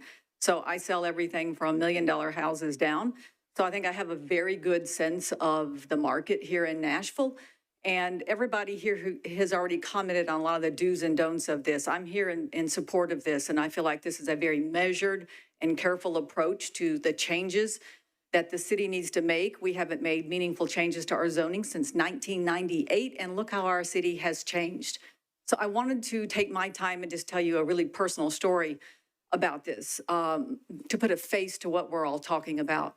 My nephew moved here from Oregon last year. He's an engineer. He's been an engineer for 10 years, and he moved in and he said, Sherry, I'm gonna make $120,000 working for this engineering firm in Nashville. Will you help me find a house? And I had to say, you cannot afford a house with that salary. And that was a really tough moment for me to say that to him. And that was absolutely the truth. He ended up with his wife and his son moving in with my sister, his mother, and lived there for a year because he could not afford a house here in Nashville. He has since left and moved to South Carolina because he couldn't afford to stay here. My son, who is a second-year engineer, I said, why don't you come back to Nashville and work? And he said, I cannot afford to live in this city unless I live with you. And I love you, but that's not my plan as a 25-year-old. Completely get that. So I am here to say we desperately need to start looking at making Nashville a city for everybody. We want workforce like that. We want a city for everybody. And if we don't do something meaningful, and if we can't do something this simple, then I'm going to really worry about what kind of city we have that's quality for all. Thank you. Thank you. Go ahead. You're recognized. Hi, my name is Kelsey Osman-Wilson. I live in Donaldson in District 15. I work in affordable housing development, so every single day I see the impact of Nashville's housing crisis on our neighbors and on our communities. As you've heard, Nashville desperately needs a lot more housing inventory, and not just the kinds of affordable, subsidized, and income-restricted housing that we often talk about, but housing across the board, every type, every income level, every corner of the county. In recent decades, we've been building a kind of binary of single-family detached homes that are very expensive because of the land cost assigned to one unit, and multifamily housing that's very expensive because it's a higher degree of construction. So these two zoning districts would create opportunities for housing typologies that get the best of both worlds. We get to spread that land cost out over multiple units, but keep it within a residential construction type that's more cost-effective to build. When I first moved to Nashville on a nonprofit salary, I was able to find a room in a 3-bedroom condo in a quadplex, about 2 blocks from 5 Points, 2 blocks from my office. So I could walk to work and the grocery store and the library and the post office. And without that quadplex, I would never have had the opportunity to access that neighborhood and all the opportunities that it afforded. That neighborhood, coincidentally, has a lot of examples of great missing middle housing, cottage courts, and manor homes and accessory units. And unfortunately, those are largely unable to be built under our current zoning. So I would urge you all to take this incremental step and add these new tools to our toolbox so that communities that do want to say yes to more neighbors have the opportunity to do so. Thank you. Thank you. Go ahead, you're recognized. Hey, good evening, everybody. I'm Carter Swayze. I live in Richland, West End, with my wife and son. We love our neighborhood. There are a lot of friendly neighbors. There are sidewalks. That's a rarity here in Nashville. And there are beautiful historic homes. But it's also a place that's out of reach for most families, and we're only there because of help from my wife's parents, my in-laws. When I walk with my son, I don't see many kids. A lot of my neighbors are older and understandably want to protect the value they've spent a lifetime building. I respect that, but we can keep what's special about our streets while making room for more people to share it. I'm an affordable housing developer as well, so I'm able to see the whole puzzle here, and these reforms don't fix everything, but they do help limited sites go further and allow for small, sensible housing options. Because of our historic neighborhood, it's really expensive to renovate homes. I'm in this predicament right now, and unless I'm able to add a renter to my home, I won't be able to afford to renovate it. So I want to say this clearly as well. Renters are good neighbors. They're teachers, nurses, young families, and more renters means more homes on, or more lights on in the evening, more small businesses supported, and more kids riding bikes. That's not losing neighborhood character, that's keeping it alive. My neighborhood association, I imagine some of my neighbors are here tonight. Hello, friends. They are all opposed. I live there too, but I believe that strong neighborhoods are defined by not who bought decades ago, but who are to come next.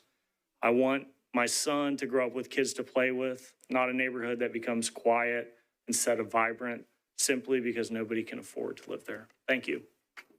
Thank you. Next, please. Is there anyone else wishing to speak in support? Okay, go ahead. My name is John Hugh Odie IV. I live in District 21. How's it going, Brandon? I'm a real estate broker with my grandfather's company, Odie's Real Estate Agency, and it may surprise you to see me up here considering I work in the real estate industry. But before I was a real estate agent, before I was a broker, before I ever went to college, I was a Nashvilleian. I've lived here ever since I was a small child. My grandfather built, what he was able to build working in Nashville and doing what he needs to do. So if anyone understands, property value, wanting to, keep what your family built, it's me. But over the last several years, we have built what is, in my professional opinion, an absolutely unsustainable idea of the market in this city. And I don't even necessarily like the idea of higher density zoning or like the idea of a lot of people moving into the city that I grew up and gentrifying the areas that I've always lived in my whole life. You can literally see the divide on Rosa Parks Boulevard between the project complexes and these tall and skinnies that were built over a church. I don't necessarily even like the idea of higher zoning, to be completely honest with you, but something has to be done if we're going to keep moving people in, if we're going to keep everyone happy, because at this point, we seem determined to, keep absorbing new members. And I can understand that, but something has to be done in the long term in order to keep this sustainable. Like, we can't keep putting we can't keep putting all this land in bits and pieces all throughout the neighborhood, scattered everywhere in the hands of short-term investors. I've gotten calls from different companies and stuff like that that have bought property down here, and they're calling us to manage it because they're not even here to see what's going on. Something has to get done in the long term, and I'm not really here because I like the idea of it, but because I understand that people are going to keep moving here, the infrastructure is going to have to get built, and something has to be done to keep something sustainable for everyone, for both natives and the people that are moving in.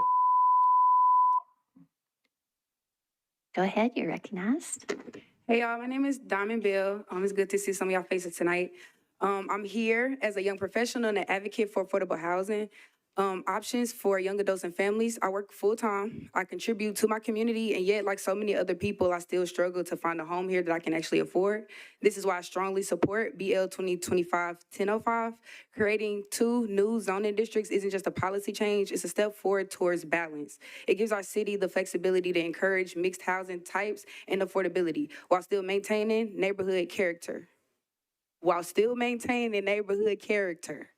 This bill means more opportunities for young people to stay, work, and grow here instead of being priced out. It means families can build roots and our city can remain diverse and thriving. We often hear that there are 2 Nashvilles, one for the wealthy and one for the rest of us. Which Nashville are y'all gonna stand up for? I do wanna point out that I went to college. I'm not on no government assistance. I do not get food stamps, no WIC, no welfare, no nothing.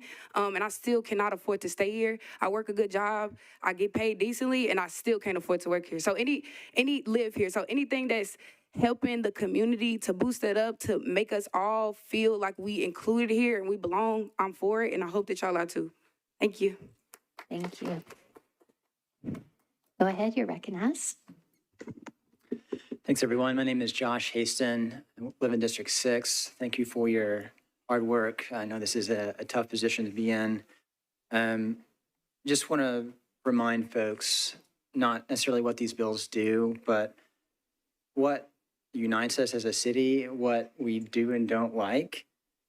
A lot of times you hear, I hate traffic, I hate taxes, I hate inflation, I hate tall skinnies, I hate ugly buildings.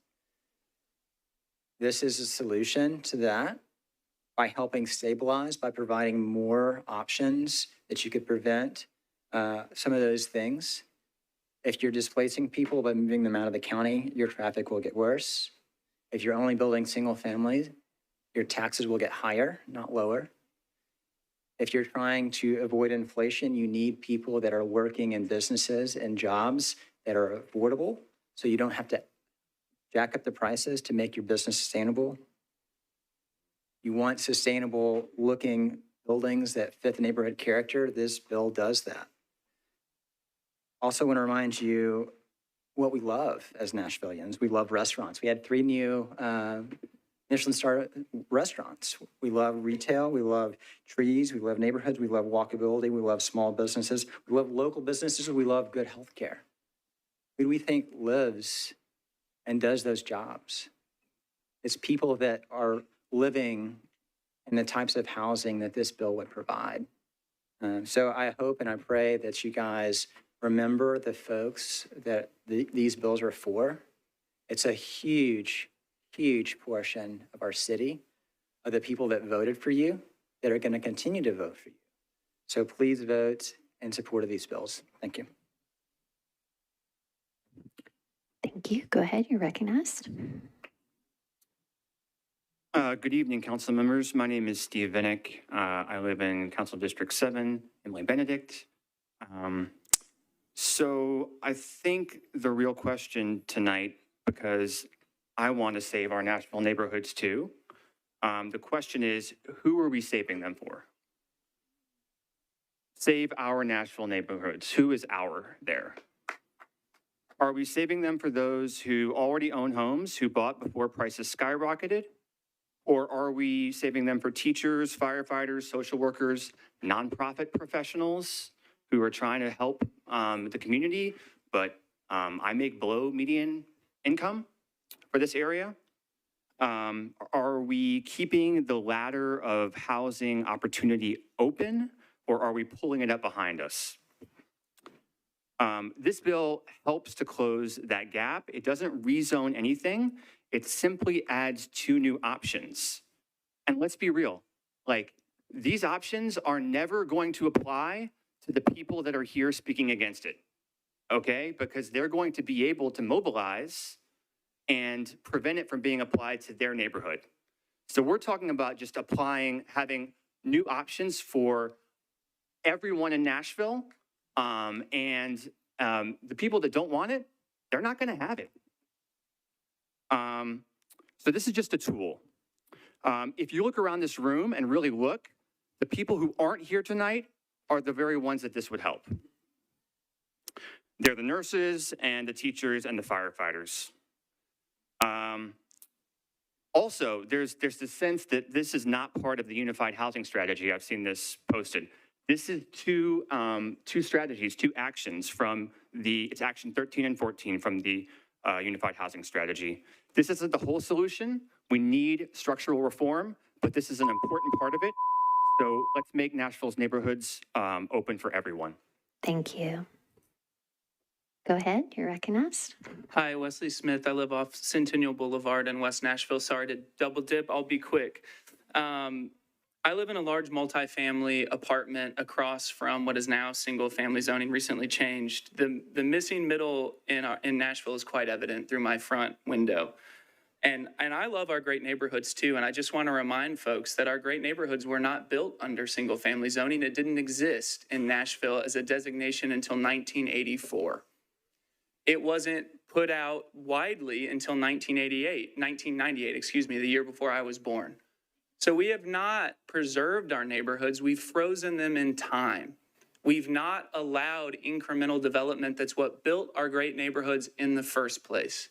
This is a great first step in that direction. And our generation is simply asking for the same opportunities that were provided our parents and our grandparents. I hope you will support these bills tonight. Thank you very much. Thank you. Go ahead. Good evening, Michelle Flynn, a Clay Cap. So I wasn't going to speak, but I do want to put a little picture around this, which is I live in East Nashville, moved in the year of the tornado.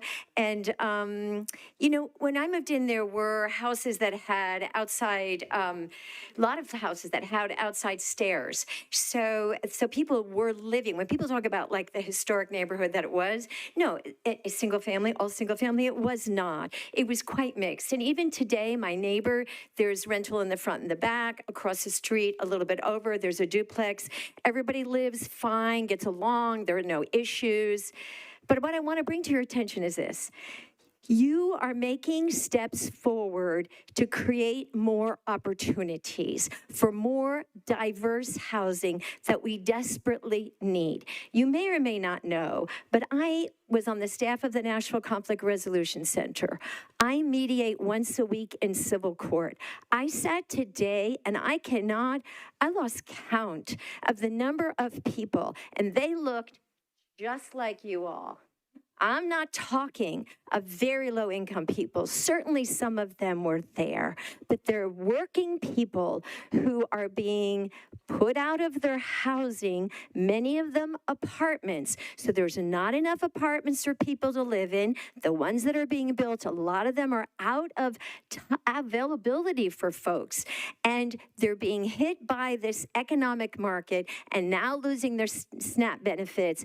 It's a serious issue out here. They're all losing their housing. They're going to be unhoused and on the streets. It's going to cost us all lots more money. So do this, make this happen, and then keep making the steps toward making this city a place where people who want to be here can live here. Please and thank you.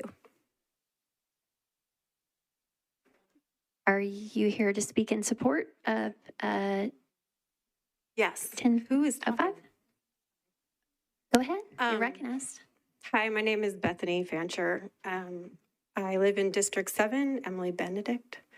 And I'm speaking in strong support for the zoning reform bills. I was lucky enough to buy a house years ago, a decade ago. at the very tail end of when I would have been able to afford it myself. I'm self-employed. And at one point I went to the zoning to talk about if I could build another structure, another home on my property. My neighborhood is a pocket of houses that have larger yards. It used to be a farm, and I guess when it was broken up into properties, people got 1 acre. I have 1 acre. And I do have plenty of space to build something. And I found out that I could not do that because of the zoning. And I would like to provide somebody with a home that couldn't afford it now, like I would not be able to afford now myself. That's all. Thank you. All right, we continue in support. Go ahead. Good evening. Hello, my lovely friends. Just a reminder, the people who are missing from the conversation tonight are union members. Because they are unable to be here, they're either taking care of their children, getting them ready for tomorrow for school, or working their second shift. Our 911 dispatchers, lunch ladies, Metro Park workers, NDOT employees, the people who make this city work. A lot of my friends, myself included, make a living wage, but are often priced out of a city where I was born and raised. Born in Edge Hill, which they now call 12 South, completely has changed. And I just want you to know that we do have Metro workers who cannot afford to live here. And everybody's like, oh, go work for Metro, the wages, the benefits, blah, blah, blah. And they're sleeping in their cars. They have a gym membership. They take a shower there. They work a short shift at Starbucks, go shower, and then go teach our children. So while we're having these conversations about who belongs here and who doesn't in my neighborhood, I just want you to be mindful that there are more of us that need places to live than the people who already have places to live. So I don't want to belabor this conversation because I never talk my whole time. That's unheard of. But there are people who are struggling to pay rent. We have no rent caps in Tennessee. John can charge me $5,000 a month to live in a house on Lishi where I knew people who used to smoke crack in those houses. That ain't worth $5,000, but that's what he can charge me. Thank you. Thank you. Go ahead, you're recognized. Hi, I'm Adam Nicholson. I live in District 30, and I could just mirror what was said a moment ago. Growing up here in West Nashville, I was really lucky to buy a house in West Nashville and Sylvan Park with my brothers back in 2005. Smartest thing we ever did. But as we get to be older, kind of silly for all of us middle-aged men to own one little house together. So we sold that house, and we would have loved to stay in West Nashville, the community we all grew up in and wanted to stay in. But not being able to keep up with the inventory that Nashville Next, which we all participated in, happy to do that ambitious process, it didn't keep up with the housing stock that we probably all should have built back then. So also very fortunate to take the profit of that wise purchase back in 2005 and invest in other neighborhoods in this beautiful city. I'm on the south side now, really fortunate to be there in Glen Cliff. I love that neighborhood, love the community there, but I just want to support these solutions that could build more housing. If we had these solutions back when we sold that house, maybe we would have held on to it. Maybe we could have done something more creative with that place, and possibly some of us could have had some version of a mother-in-law suite there, a dad-do. There's things we could have possibly done to stay there or move somewhere else in that neighborhood. But now that street, 90% of the houses there have been torn down, replaced by the most gaudy, ostentatious mansions you've ever seen in your life. It's just something that shouldn't be there, totally out of character. And that's all you can do. You buy these little workforce houses, a little ranch house, but it's only zoned right now to be another single house. And so somebody comes in to make a profit.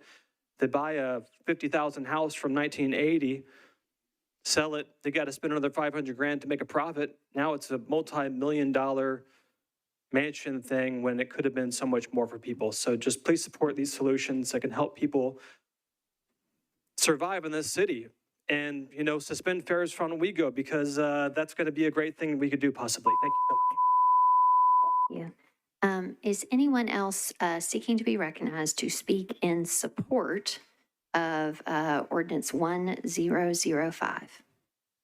All right, seeing none, we will now move to those wishing to speak in opposition to this ordinance. And again, I would ask you, please, as you line up, to do so orderly.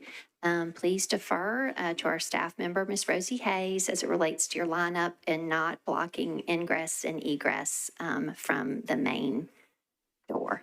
All right, sir, welcome back. We're on opposition now. You're recognized. Thank you. I'm sorry I Oh, it's no jumped the worries. gun, a little excited. So Tom Gormley, Green Hills, excuse me.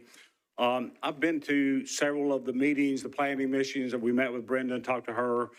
And the stories we're getting from planning are kind of thinly veiled, but they don't really, if you dig down, in my opinion, make sense. This idea that we're not rezoning anything is not true. We're changing, adding these classifications, which is going to open the front door for the developers to come into neighborhoods and start building more tall skinnies, apartments, and just ruin the neighborhoods. There's a poor little house on Woodmont, 1950s, was probably an affordable house. They tore the one down beside it. They built two giant tall skinnies. I mean, it blocks the sun for these people. So this idea that they said, the planning people said, it doesn't hurt the neighborhood, it hurts the neighborhood. The idea that it's gonna, excuse me, be affordable housing is not true. They're building tall skinnies. They go for $1.5 million. It makes no sense. I mean, we should be partnering with people like Habitat. I'm also a member of Habitat. We're building houses for $300,000 up in North Nashville, where the land's reasonably priced, where people can have a nice little house and not be crowded in. You should see the pictures of the nations from 2014 to 2025. All the trees are gone. All it is a bunch of rows of houses. It looks like military barracks. I don't know how it's not a fire code problem. So the idea that it's going to build affordable housing is not true. It hasn't successfully done that. You got tall skinnies that are empty in Green Hills. There's more houses on the market right now than there's been for years. There's over 5,000 houses on the market. The apartment places are giving away 2 or 3 months free rent. I'm going to completely run out of time. So I'm totally opposed, and you see all my neighbors are too. And if you heard who was clapping when they spoke for, there weren't many. All right, go ahead. You're recognized. Hey, folks, we're not going to clap in between everybody speaking, okay? It'll slow us down. Go ahead, sir. Madam Vice Mayor, members of the council, my name is Bill Tate, and I've been a resident of Green Hills near Woodmont Boulevard for 42 and a half years. My neighborhood has had block parties. I know everybody on my street. I know the names of most of the dogs on my street. Everybody comes to our neighborhood for Halloween to get candy because it's a great place to live. I'm kind of sad at the people that spoke in opposition who just come right out and say that they are opposed to single-family houses. That is amazing. That almost seems anti-American and is such a abandonment of our society from as little as 40 years ago. So our street has been there for 80 years. It was Nashville's first airport runway. So it's still there. It's still vibrant. It is so naive to think that you're going to take a house in this single family neighborhood and tear it down and put multifamily residents on it and it to become affordable housing. That's crazy. They're going to be $500,000, $1 million units on these lots. This is a developer bill. This is not for. Please, let's not have clapping. Thank you. I know we've had it intermittently throughout the evening, but it's really helpful if we can just not do that. Go ahead. Madam Vice Mayor, it makes no sense to damage longtime Nashville residents and homeowners to promote and benefit developers and people who've not even moved to Nashville yet. It's this whole idea of helping all these folks, but you're damaging people who've lived here, me, 42 and a half years in this same place. All righty. Thank you. Mr. Hall, I'm going to ask you to keep that sign down, please. Anybody holding up signs, you know, the intent is not to, or the hope, the ask is you're not blocking anyone around you. With that, we'll continue. Go ahead, sir. Thank you, Ms. Henderson. My name is Doug Janer. I live in Jason Spain's District 35. For the record, there was clapping going on when people in support, and you did not admonish them. But I just want to say to the folks here tonight, expecting our city planning department to solve our affordable housing issues in Nashville, you're expecting the arsonist to put out the fire. All these tall, skinny houses, all these multi-million-dollar houses were approved by the same planning commission that's promising to fix your woes tonight. Second, as a resident of Bellevue, I am requesting that all community-wide zoning matters be deferred until we have a community meeting in Bellevue. We had a meeting in Bellevue, but we did not have a community meeting in Bellevue. The meeting in Bellevue, the residents were not allowed to speak. When residents did speak, they were told to sit down and shut up. At subsequent meetings, the residents were allowed to speak. We residents in the Bellevue meeting were treated differently by the Planning Commission as far as subsequent meetings were held, and I believe because of that, we possibly have legal cause of action against the Planning Commission. I'm asking that to be rectified by deferring and holding a meeting in Bellevue where the residents are allowed to speak. Lastly, I want to talk about our city council member who also sits on the Planning Commission, Roland Horton. Here is a guy who was elected with 10% of his district's registered voters. He got 1,500 votes in a district that has 15,000 voters. He got 10% of the district voters. Moreover, 80% of his funds from his campaign contribution came from outside of his district. 40% came from out of state. Imagine that. We have a city council member who's driving the bus on the city planning commission who got 40% of his money from out of state. What is wrong with that picture? He fits the definition of a carpetbagger, pure and clear. I'm looking forward to a meeting in Bellevue, Jason. Thank you. All right. I am going to encourage folks, please, to stay on the bill, okay? Speak to the bill's merits or why you disagree with it. Thank you. Please continue. Good evening, council members. My name is Danielle Lafreniere. I live in District 25. I'm here tonight to respectfully ask that you defer adoption of the new RN and RL zoning classifications until the policies, criteria, and infrastructure planning are complete.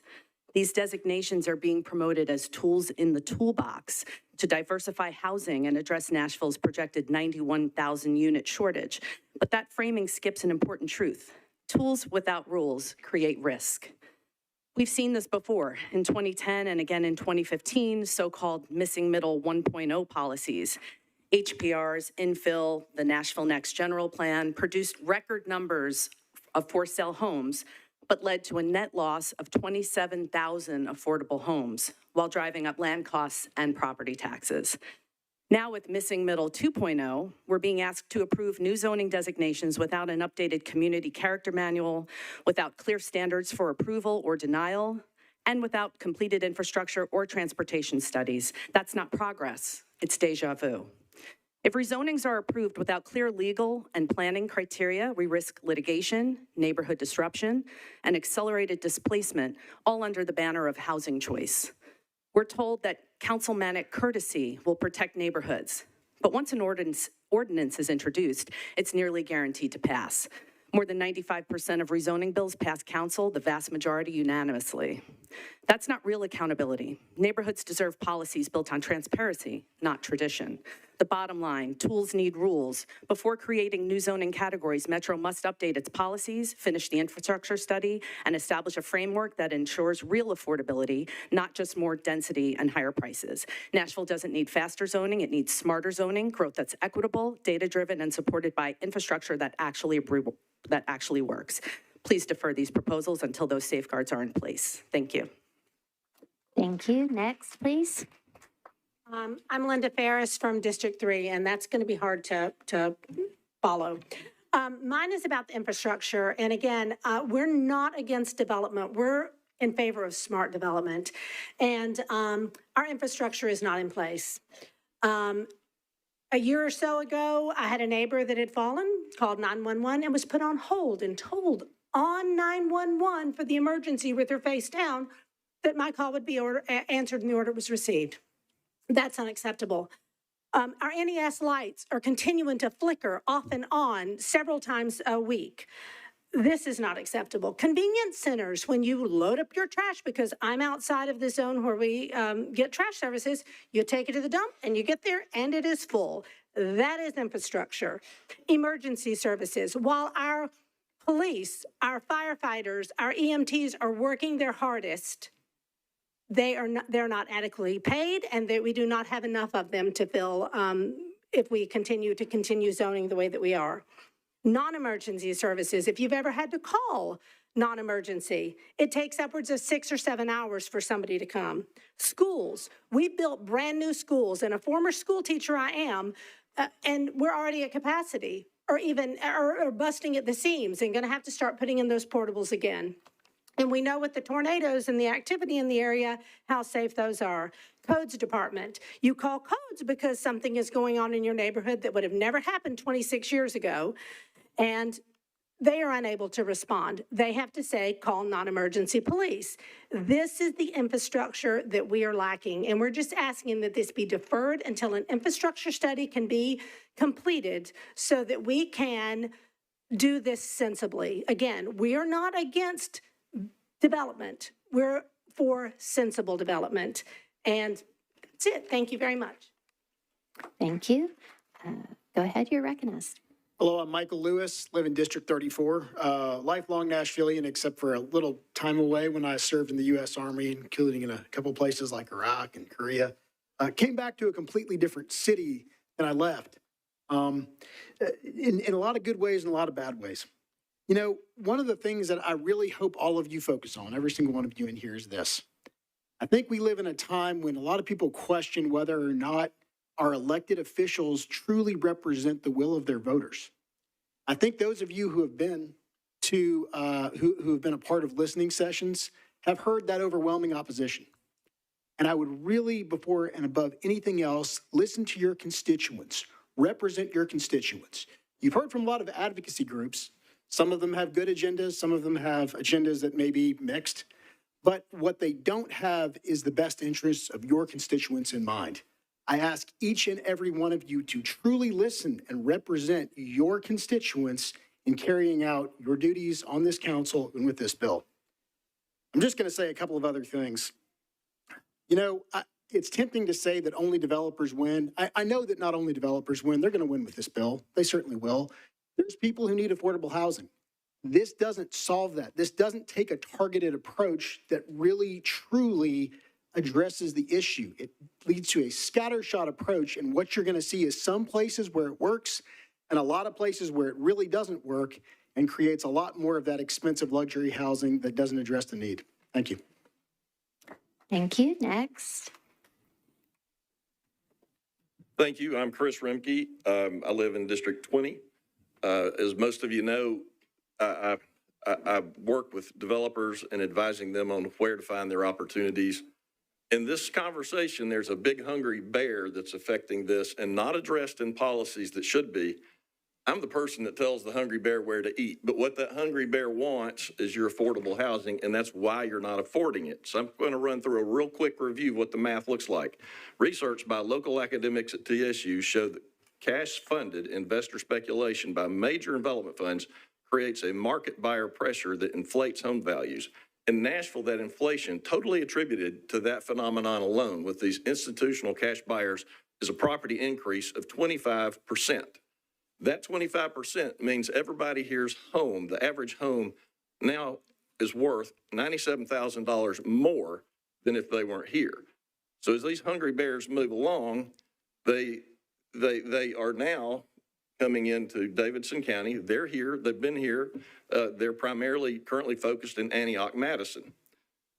What this ultimately amounts to is $700 a month for every resident goes to paying for that section of that 25%. So investor funds go after starter homes. That is their plan. That is the residential tree.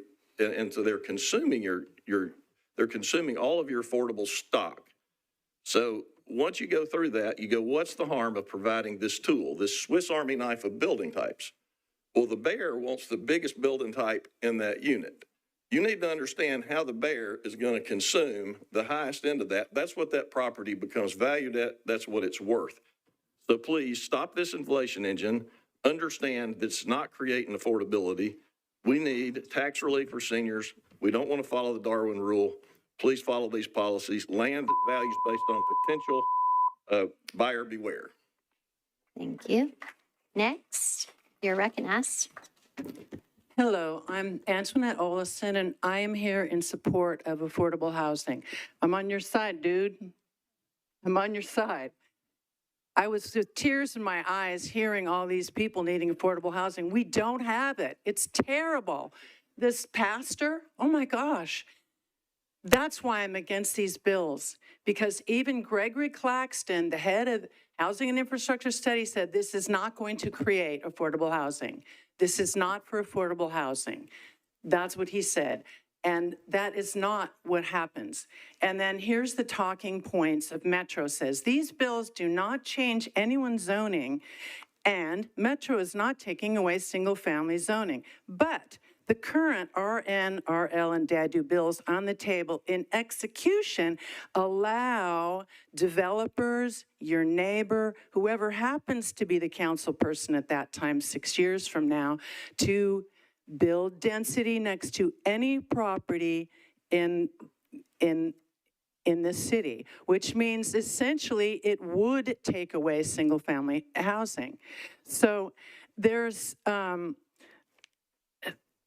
what we're not looking at is this is not going to stop housing prices from rising. It's not going to stop the tall skinnies. It's displacing right now our lowest residents, our most struggling residents. And there are thousands of homes on the market. There are hundreds of homes.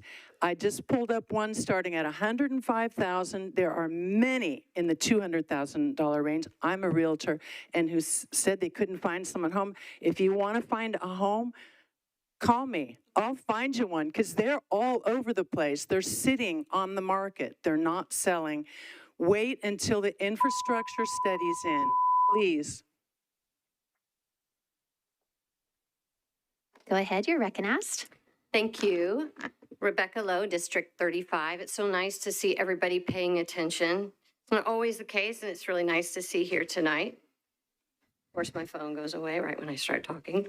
I'm actually here tonight to ask the council to please defer the second reading vote on these zoning bills. And 20 years ago this week, I decided to make Nashville my home simply for a quality of life.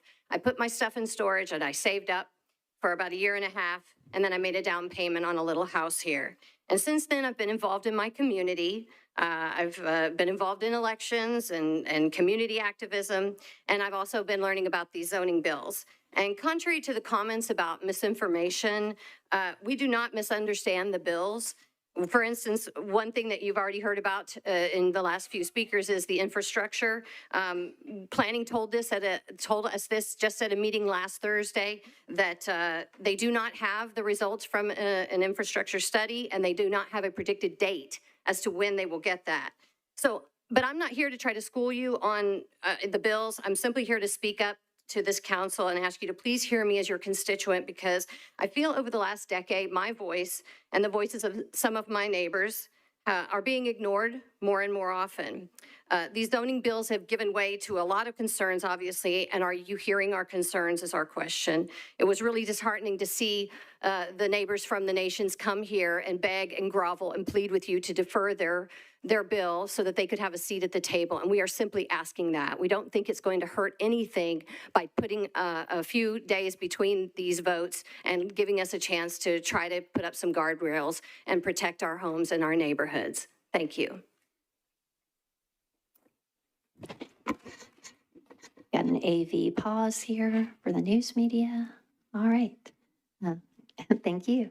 Go ahead, you're recognized. Thank you. My name is Koen Verkruijsen, and I've had quite a few conversations with Mr. Claxton about the RN and RL zoning. Initially, the rhetoric was that these would be only applicable along the so-called transit corridors. And that made sense. But by September, all of a sudden, the rhetoric changed. And RN, RL all of a sudden became applicable just about anywhere. No matter how complicated the process may be, it does open the possibility that dense multi-unit residences will be built in areas that do not have access to public transportation, guaranteed to increase traffic density. It does open the possibility that dense multi-unit residences will be built with the destruction of tree canopy in areas with lots of hills that would be a danger for landslides. Foolishness and danger is possible. And if it can happen, it will happen. That's Murphy's Law. You know that. The proposals are rich in architectural planning, but they lack thoughtful city planning. And I have talked to our council person, Mrs. Ewing, and I've listened to other council persons promising that if anything unreasonable would come their way, they would not approve it. But these are empty promises. These are just words that are non-binding. So I urge you, if there's anything unreasonable that you can think of, please codify it into an amendment so that the bills that are up here would have thoughtful city planning, but it's completely lacking it. And while I have a few more seconds left, I'd like to say thank you, Route Nashville, for the smart things you do for the city. And I thank you all for your attention. Thank you. We all love Route Nashville too. All right, you're recognized, sir. Hi, my name is Bob Miller, and I have lived in Charlotte Park area, District 20, for the last 10 years. My wife and I bought back 10 years ago. There's really not much I can say that my neighbors have already said opposing this bill. I guess this is the first time I've ever spoken to a group like this. And I often, on the way out here, I thought, well, if I get up there and talk, do they really care? I mean, each one of you have constituents who voted for you.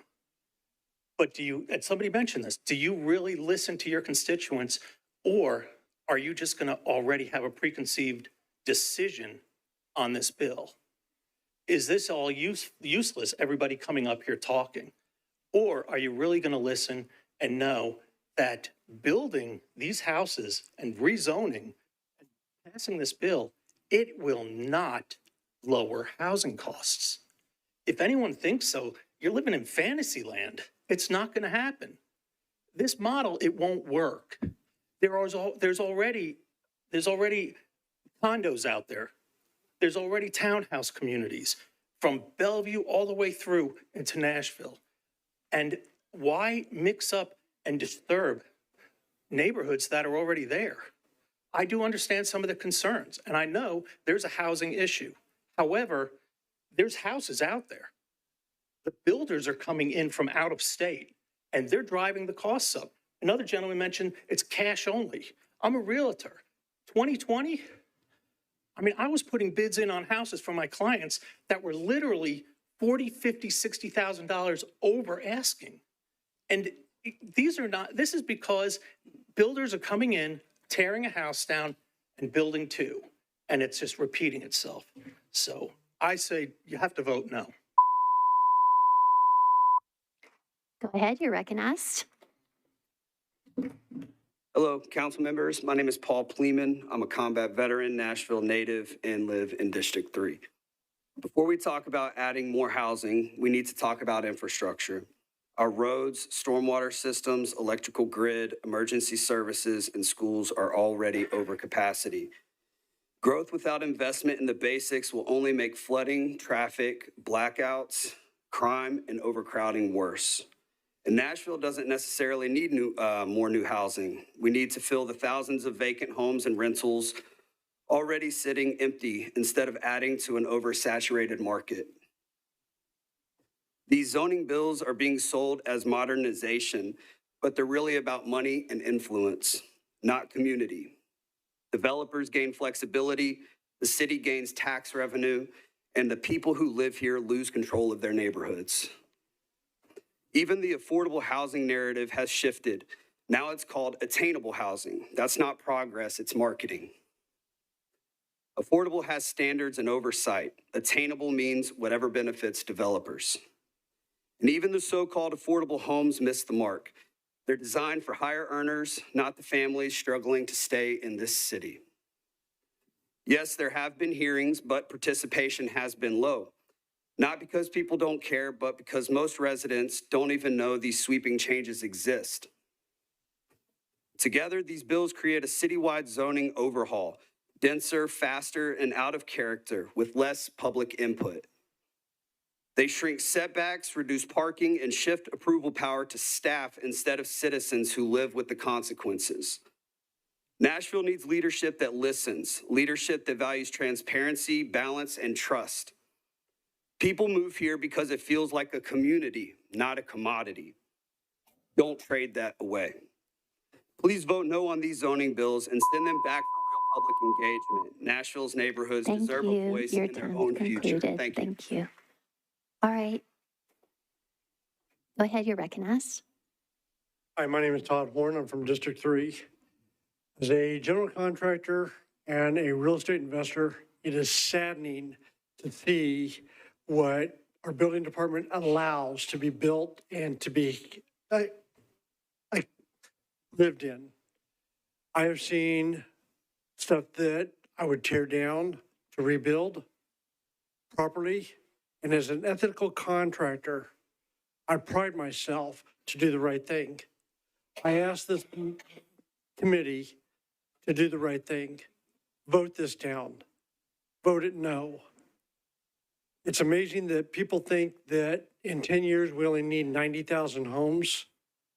We'll be lucky if we don't need 150,000 homes to accommodate everybody. Nashville won't house that. We'll be looking at Lebanon, Antioch, White House to help facilitate all the needs that we need. It's not just Nashville. We have to branch out and allow other areas to accommodate the needs that we need. Thank you. Go ahead, you're recognized.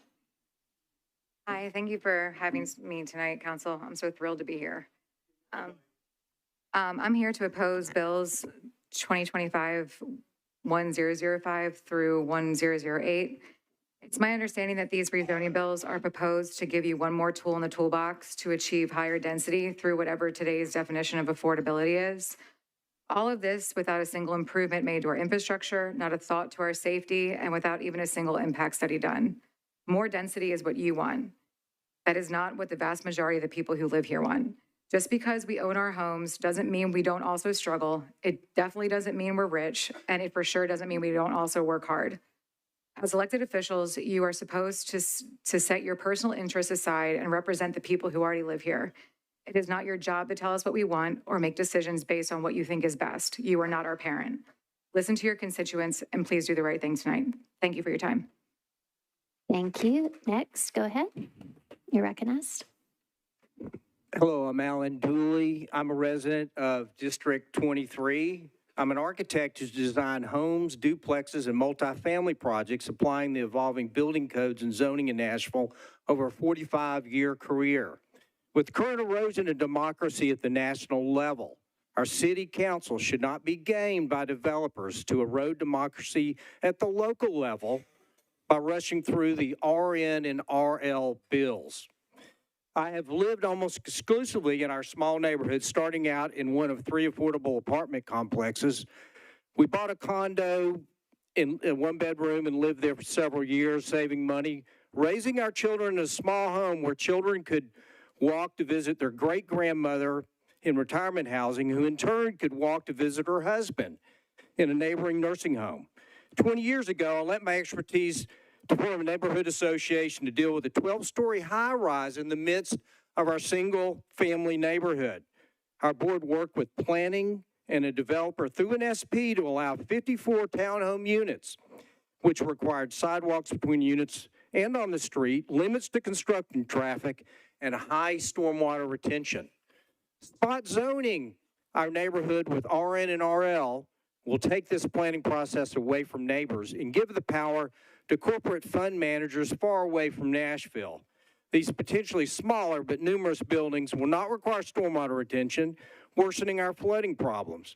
For over 20 years, we've begged Metro for sidewalk access between our housing, 2 schools, 1 community center, a church, and a park.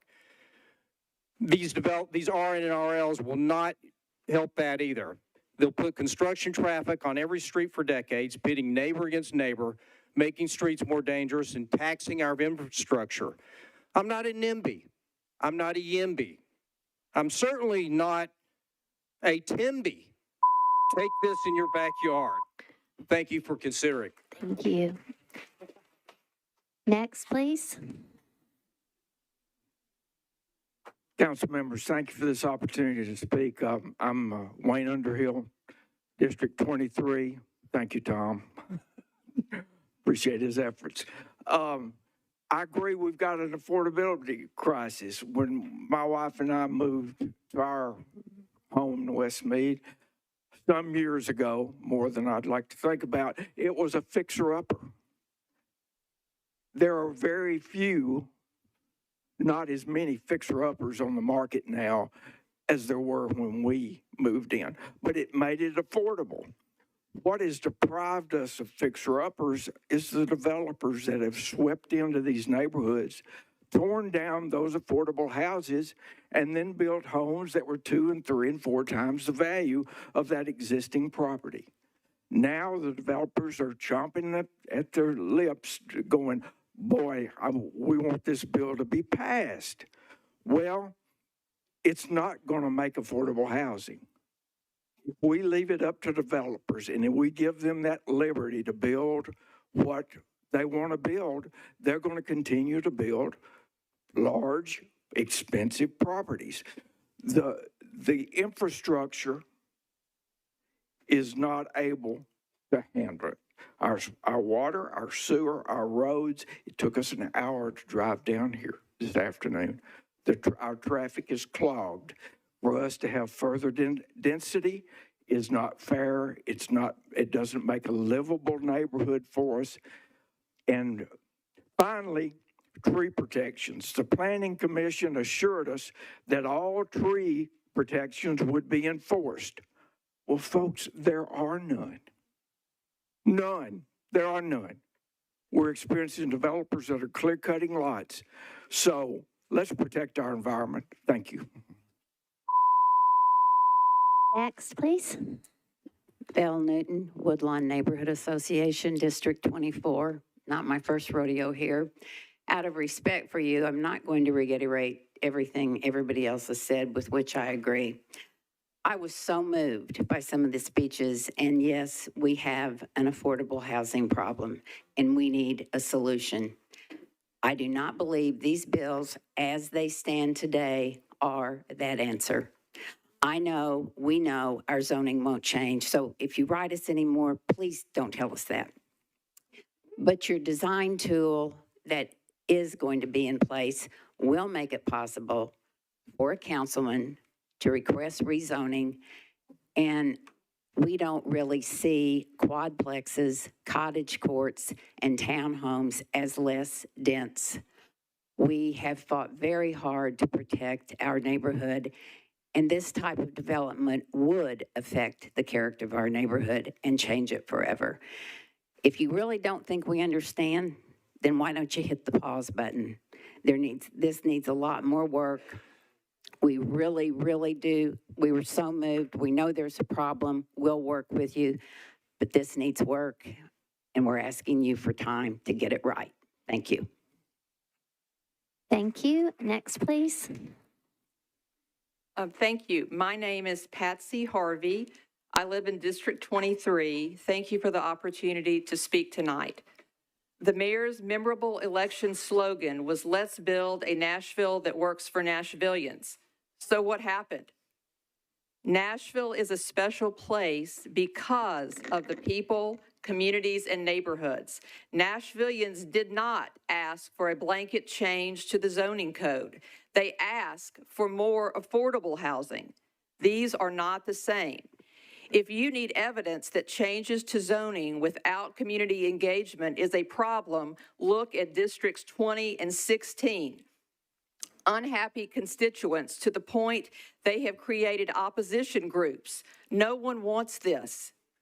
It ceases to be Nashville when we allow an expensive out-of-state consultant to determine our priorities without true community engagement, no infrastructure study yet, and data that somehow mysteriously measures people who might live here someday without considering the people who actually live here as just as important. This is the mayor's own election message. Nashville Next won awards and included 18,000 participants over a 3-year time period. According to Metro Planning website today, the current plan had engagement from only 600 people at 17 meetings, and that was not even asking for input. They were primarily marketing meetings for missing middle. Your own colleague, Tanya Hancock, wrote the following statement in her latest newsletter. It is unprecedented to create intense zoning codes that would be applied everywhere, rather than wait for planning to make a recommendation on what neighborhood policies would best be suited for these zoning codes. Please vote no or defer to do more work. Thank you. Thank you. Folks, remember me asking you not to clap at length in between every time. At this point, there's a lot more clapping happen now. Let's keep proceeding. Thank you. Go ahead. You're recognized. My name is Melissa Lockhart. I'm from District 23. And I'm going to change the beginning of my statement that it is deeply disappointing to see that the opponents of the zoning bill are silenced when they clap, while supporters are allowed to do the same without interruption. No one is silencing you, ma'am. I'm just asking Fairness for and us to consistency proceed. are a foundation of public trust, which one side is permitted to express support and the other is reprimanded for the same behavior. It creates a perception of bias and undermines the integrity of this process. Every citizen, regardless of their position, deserves equal treatment and respect in this chamber. Today, I'm speaking in opposition of the zoning categories RN and RL because they allow density that will fundamentally change the character and livability of our neighborhoods. These areas were designed for single-family homes with space, safety, and stability in mind. Increasing density means more traffic on streets, never meant for it. More cars parked along the curbs, and great pressure on already limited schools, parks, and public services. This kind of overbuilding doesn't strengthen communities, it erodes them. When too many units are packed into small lots, we lose trees, green space, and a sense of privacy that makes residential neighborhoods feel like home. Nashville's growth shouldn't come at an expense to families and long-term residents who built these communities. I urge the council to protect the integrity of our neighborhoods and reject the zoning changes that promote unnecessary density. Thank you. Next, please. Good evening. Thank you for giving me the time to speak with everyone tonight. My name is Chance Jones, and I reside in District 24. I've lived in numerous cities across our country, to include growing up in Alabama. I've also lived in Washington, D.C. and the San Francisco Bay Area. People want to move to our neighborhood that we live in now because it's a neighborhood with a yard for kids to play, and it has easy access to the downtown area. Parking has not yet become too much of an issue in our area like it is in San Francisco and DC because our density level is lower. A lot of people like it here because it's not San Francisco or DC, hence why we decided to stay. I did not come from a wealthy family and I did not have any high-paying job. We could not afford to move back into our neighborhood now, as when we first moved in this area, we had adjacent neighbors with what appeared to be substance abuse problems and other issues. We have stuck it out for approximately 14 years, and we have had numerous neighbors, friends who have fought for decades longer to preserve our neighborhood from overdevelopment, and we are very fortunate for that. I worked hard and saved for my whole career and was fortunate enough to be able to move into a transition neighborhood that we ended up falling in love with. I can go on about my previous negative experiences living next door to an illegal dadu and the fact that it takes a miracle for Metro codes to enforce anything after the fact. You know, maybe they should preserve some of the older homes in the area that are somewhat affordable, but the answer seems to be now tear them down, place $2 million homes on one lot. The developers are always going to try and get the biggest profit they can. I have a developer who lives in our neighborhood. He's from out of state, and I've heard him say some interesting things regarding development around here. One thing is for certain, he could care less what people think. He just wants to make money. I understand Nashville has a housing issue, but I don't believe it's nearly as bad as we are led to believe. Plus, I don't think it's beneficial to destroy the very thing that attracts people to these quaint neighborhoods. Therefore, I'm opposed to 1005 through 1008. Thank you. Thank you. Go ahead and come forward, please. Good evening, everyone. My name is Jordan Lawhead. I reside in District 6. I appreciate you all showing up so consistently and being here. I believe we're all here united under the front of improving our city. And that's why you all show up so much, is you want to improve our lives and to create human flourishing for the people that live here. And we appreciate that. I was just doing some simple Googling as I was waiting in line. The vacancy rate for apartments in Nashville is currently around 8.2%, reflecting a significant number of units sitting empty due to an oversupply in the market. This is high vacancy rate as a result of a recent construction boom that has outpaced demand. We have places available, actually, and they're not being used. I would hope that we could maybe figure out a way that we could use those first before placing something that we haven't quite studied. We haven't studied the parking. We haven't studied the stormwater. We haven't studied any of the feasibility whatsoever. I have worked for developers, and I can honestly say that their main goal is to buy things as quickly as possible for as low as possible and to make the greatest amount of profit on those things. You all, I'm sure, know them well. I appreciate your time and listening to everyone here tonight on both sides. I'm very proud of our city for having this dialogue, and I ask that you would consider deferring this for more study. Thank you very much. Thank you. Next. Thank you, Madam Vice Mayor. My name is Logan Key, and I'm Vice Chair of the Coalition for Nashville Neighborhoods. I also live in the 6th District. Our organization cuts across all locations and political ideologies in Nashville. We're liberal, conservative, moderate, left, right, Democrat, Republican, all the above. And we all wish housing was less expensive. But the H&I study presents no evidence that its own recommendations will achieve what they're intended to achieve. In fact, it's not a study. It's a set of recommendations based on a set of flimsy premises. There's no evidence that the proposals will do anything except reorder the existing housing supply in Middle Tennessee. There's no evidence that monthly rents or mortgage payments will drop in Middle Tennessee. In fact, there's no evidence that it would do anything but encourage more outside investment in and outside control of real estate that is already expensive. And remember, the price of homes that result from this will be controlled by developers. And as you've already heard, but it bears repeating, the proposed zoning codes themselves don't even exist in our own general plan. So what on earth will be used to guide the implementation except the whims of the Planning Commission? Madam Vice Mayor, a trigger warning. I don't address a piece of rhetoric that I hear from proponents of this from time to time. They say of us who are opposed, you people are just pulling up the ladder behind you. So let me say this. For those in this chamber who are voting for this out of some moral crusade, while they themselves are living in a single-family home, then if this passes, they have a moral obligation to advocate that their own property be rezoned so that they can sell their home or otherwise redevelop it and sell it for multifamily use. And failure to do so would reek of hypocrisy. Thank you. Thank you. Next. You're recognized. I'm Grace Renshaw. I live in District 24. Many Nashvillians feel we are in the same abusive relationship with developers that our city has with state government.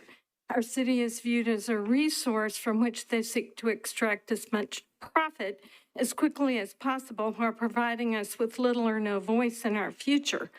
I'm not here to oppose this bill.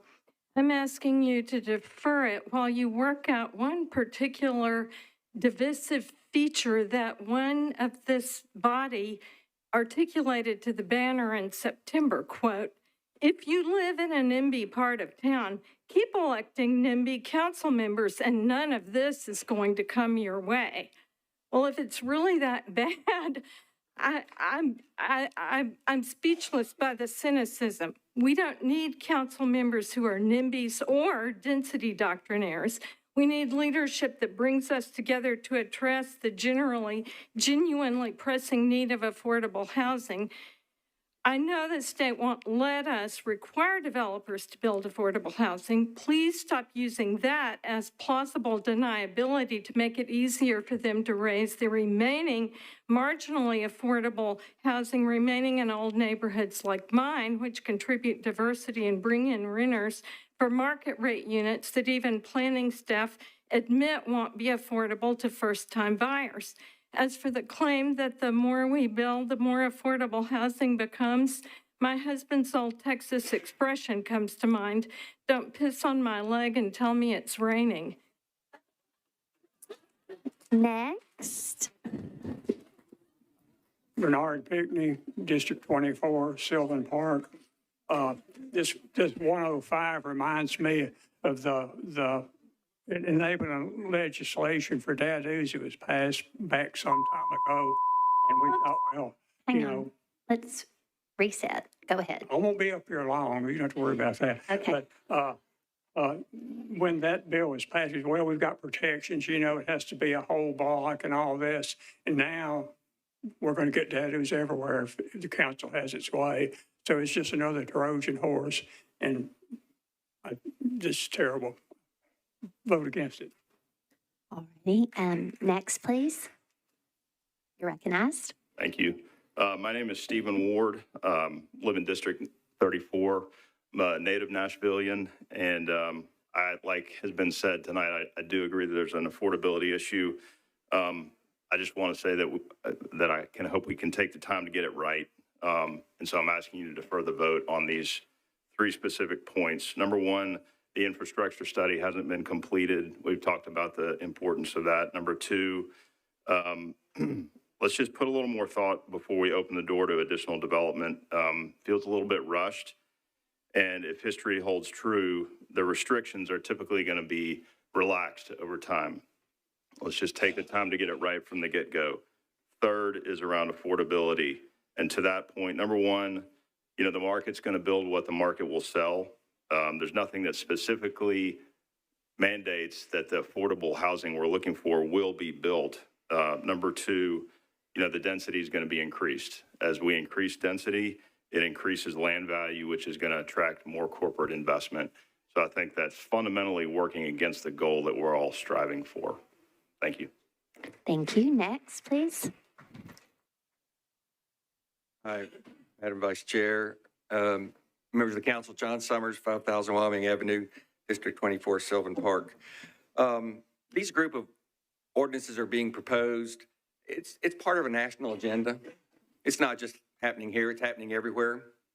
And where at least Nest was honest and it was going to eliminate single family zoning in one fell swoop, this is very deceptive because this is going to do it lot by lot. Because you're not just adding a couple of text districts into the ordinance, you're actually changing policy because you're going to allow this in every single family neighborhood, every RS and R district. I've been to the meetings. It's been overwhelming opposition. And while I sympathize and agree with everybody about the affordable housing issue, these bills will not, as others have said, build one single unit of affordable housing. If you want affordable housing, this council needs to step up and fund it and build it. The developers are not going to do it. They're going to respond to the market. That's just the way our free market system works. I don't think any of you ran for office, at least I'd be surprised, and said, hey, vote for me. I'm going to get rid of single family housing. Did any of you do that? Raise your hand. Okay.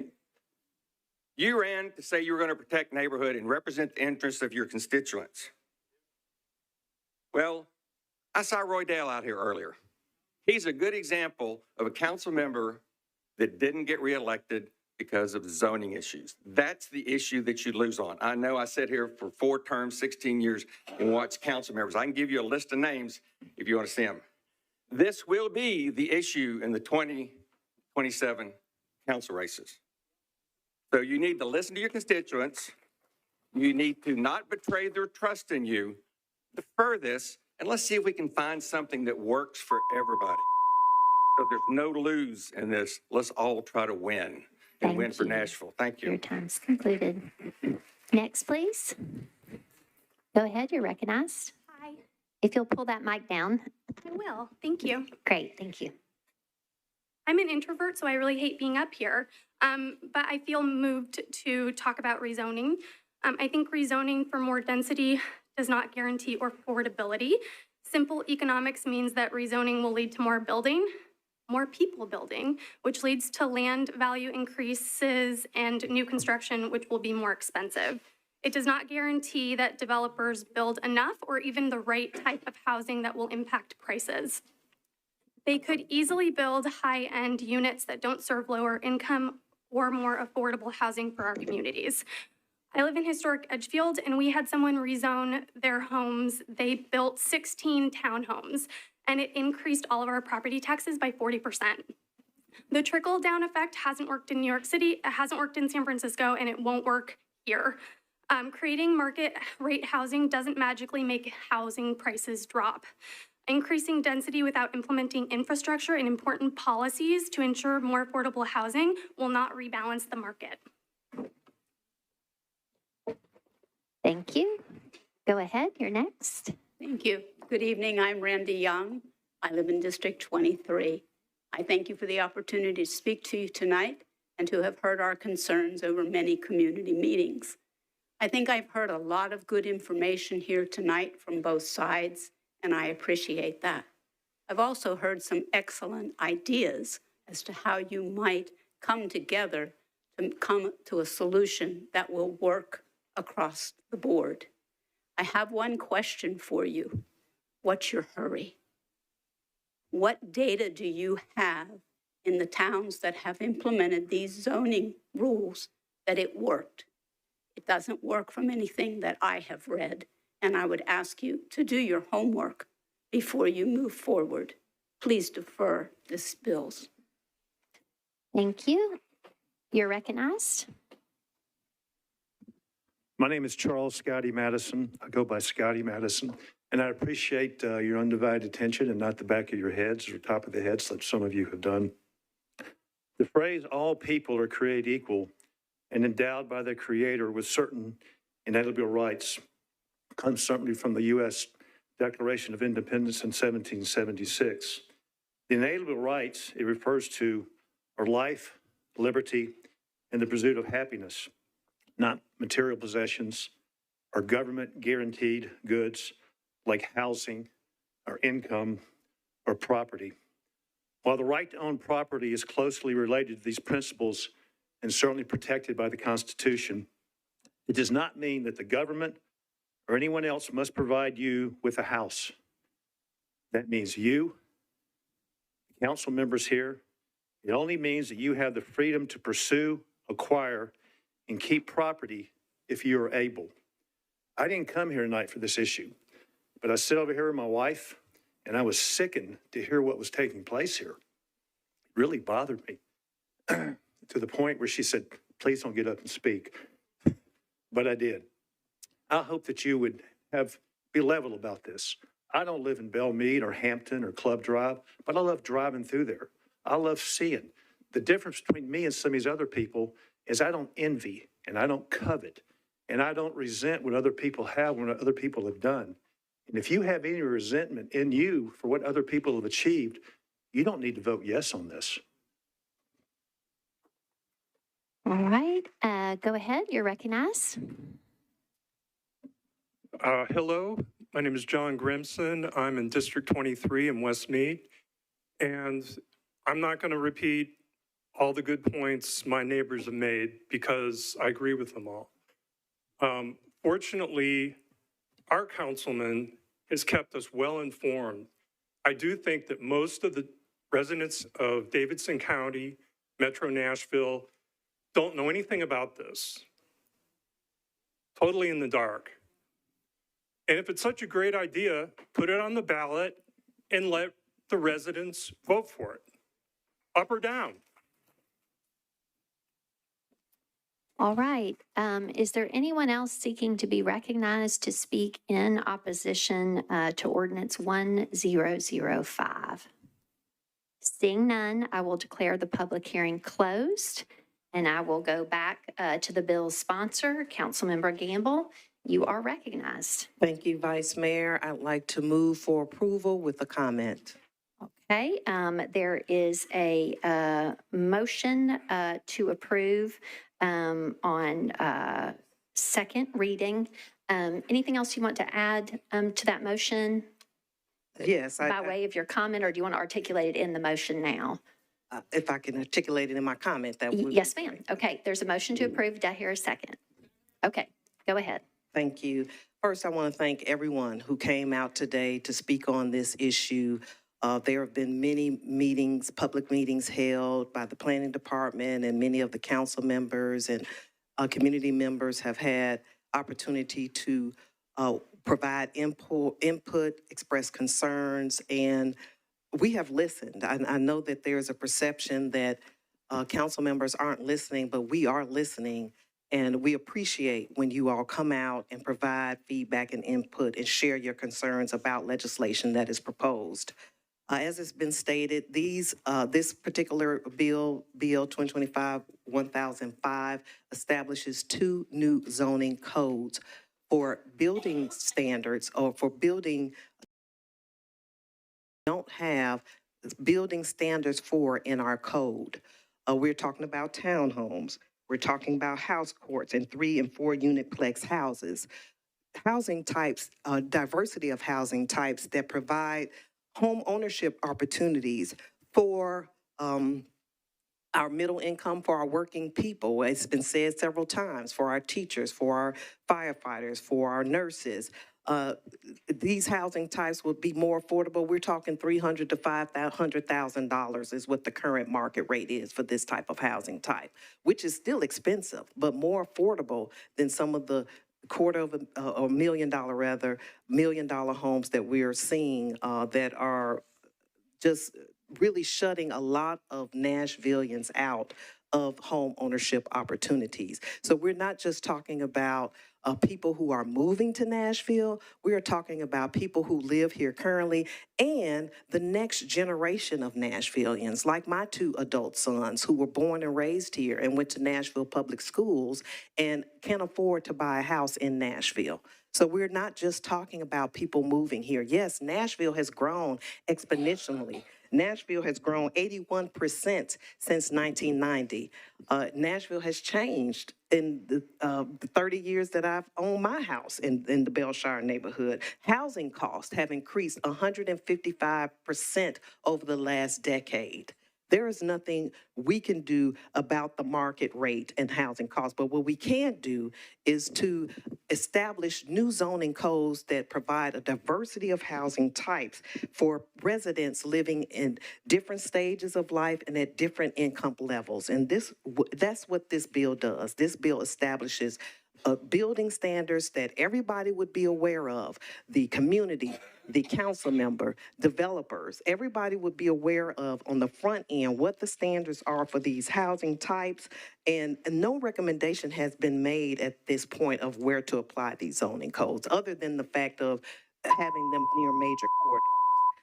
And I'm sorry, I didn't get to my motion.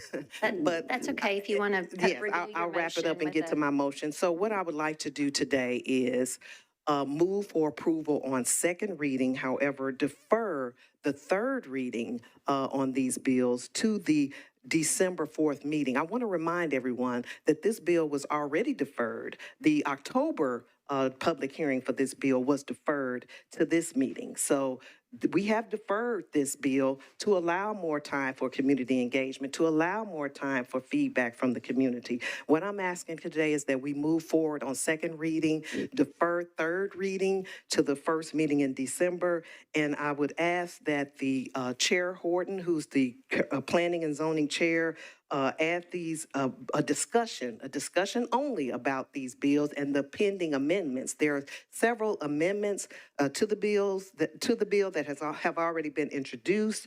I would like for us to start conversation and discussion about those bills, and also getting the public input that we got tonight, having opportunity to add more amendments, but to start the discussion on how we can address some of the concerns that we've heard over the public comment period today, as well as over the last few months of meetings that have been held about this meeting. So I'm asking, about these bills rather. So I'm asking today that we approve on second reading with a deferral on third reading to the December 4th meeting, and that we have a public discussion about this bill and the amendments at the November 17th Planning and Zoning meeting held by our chair, Rollin Horton. And with that, I move for approval. Okay, all right. So there is a second for that amended motion. The motion that is before the body is a motion to approve on second reading and defer the third reading to December 4th.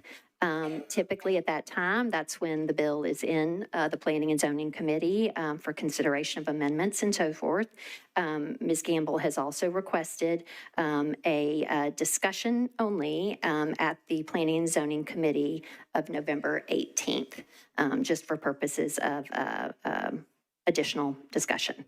All right, there's a motion before us. It is properly seconded, and we are on to discussion. All right, first in the queue for discussion is Councilmember Johnston. You're recognized. Thank you. I'm going to make a little bit of a different motion. I think that what I heard overwhelmingly from my community meeting, but also a lot of community meetings that were being held, is that people don't feel heard, they don't feel listened to, they don't trust the process, they don't trust the council, they don't trust planning or the commission. I think that voting yes tonight just feeds into that, and it proves them right. If we are willing to defer, why not defer second reading? I totally agree with moving everything. We've got so many amendments and several substitutes. Some of them are late filed, yada, yada, for several of these bills. I totally agree with having it referred to the Planning Committee for November the 17th and 18th to have those discussions without votes so that we can really dig into it. And make the right decision and do it correctly. But I think it is such a slap in the face for us to say, yeah, thanks for coming out, overwhelming opposition, hundreds of emails saying, we don't like this, we don't know what this is, we don't understand, whatever it is, and then to say, we're going to vote yes. The optics of it are terrible. Can we please not prove that right?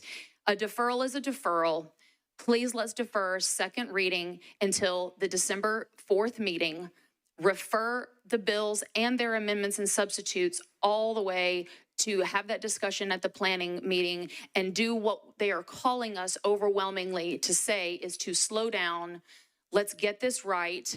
Please listen to us. We are not listening to them if we vote yes tonight. I understand rules of procedure. I understand usually committee is done on third, all of that. This is a county-wide discussion that has county-wide implications and impact. And we have a ton of people that have eyeballs on it, that are invested, that are engaged. And that's a wonderful thing. But because of that, there's a way to do it and a way to not do it. And I'm pretty sure that we've got enough yes votes in here tonight to move it forward. Just because you can doesn't mean that you should. There's a right way to do this, and people don't trust us, and that is not good. It's not good when people don't trust who represents them and don't trust the process, when they are fearful of what's going to happen to their neighborhood. We can bring this temperature down immediately, drastically, by saying we're going to defer second reading and we're going to have a robust conversation at this next meeting at the planning committee meeting. And I'm seeing Mr. Horton nod his head. He's in agreement. Can we please do that? That's